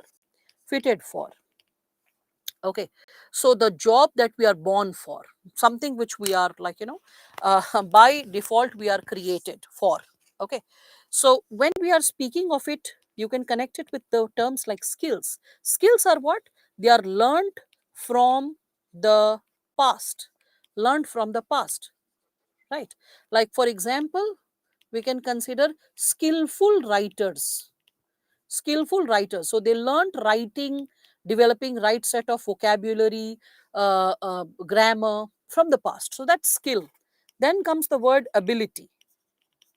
Ability is associated, or it is the learned tendency of the present, learned in present, right? For example, if I'm saying that I have the ability to ride a car, okay, so I have the ability, I can ride the car in present, and I've learned it. So I have the ability to ride a car. And then comes the component of aptitude. Okay, so what is aptitude? It is associated with those things that you learn in future, that you learn in future, provided that the condition is okay. So provided that you are given proper training, you are given proper training, right? That's aptitude. So aptitude is the tendency of the future. Skills are the learned skills of the past. Ability is your present caliber. So skills are learned from the past, ability is the present caliber, and aptitude is the tendency you can possess for the future when we speak of this given dimension. Okay. Now, with respect to this, when we are reflecting upon it, we can think of a lot of people like Virender Sehwag. He was short, stout. He didn't even have the body of a sports person, but still he was able to play so well. Why? Because of his eye and hand coordination. He had an exceptional eye and hand coordination, because of which he could win matches, right? Think of Mutaiya Muralidharan. Mutaiya Muralidharan, you can remember that he had a natural inclination in his elbow. His elbow used to turn by 15 degree, because of which in the last moment, means in the last 1 feet away or 2 feet away, the ball could suddenly spin, which used to surprise the batsman, and that was one of the reasons how his bowling style became like so very unique. You can remember Michael Phelps, the number of gold medals he has won for America. After independence, all sports person consolidated together in India have not won so many gold medals as much as Michael Phelps alone has won the number of gold medals for his country. And it is because of his wingspan. His arms and the wingspan is so huge that it facilitates and it eases the way he can swim.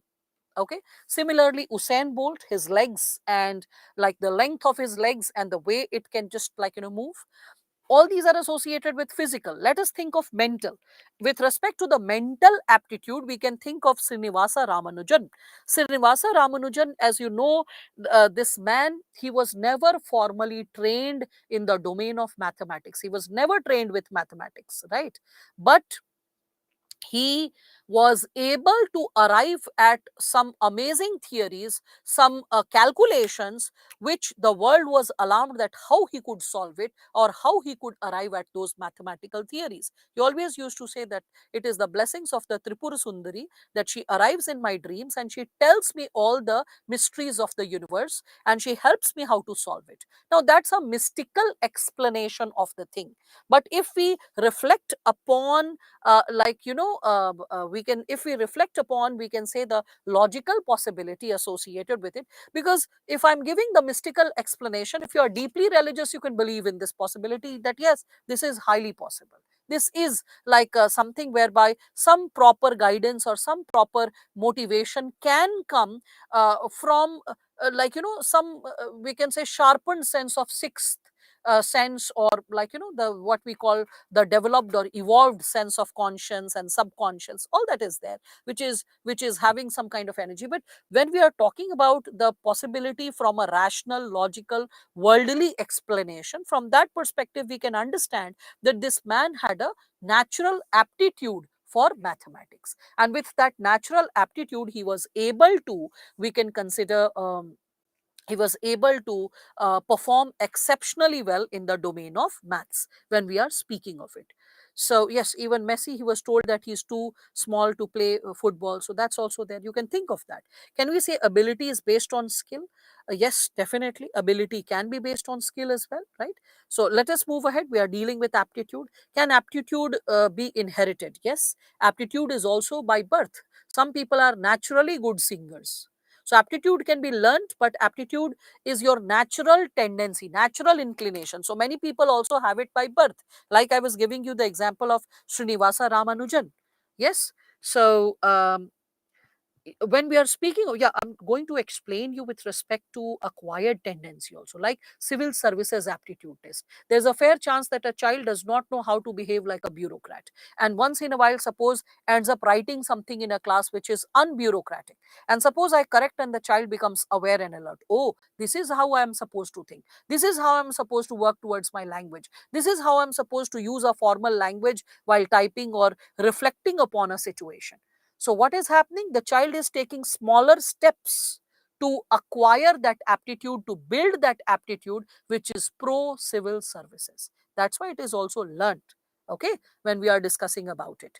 So with respect to it, when we are discussing this given dimension, I have given you some content associated with what is aptitude, the definition pertaining to aptitude, okay, and then what is the possibility related to why aptitude is needed. When we are discussing about it, why aptitude is needed, it is nothing but the importance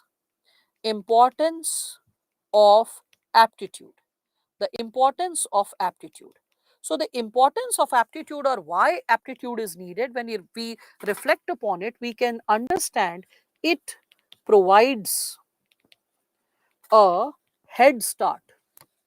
It provides a head start to achieve our targets. To achieve our targets. We can also see that we need less time and effort. We need less time and effort to achieve a particular skill, to achieve a particular skill, right? Again, we can also see the probability of success improves. So the probability of success is higher, right?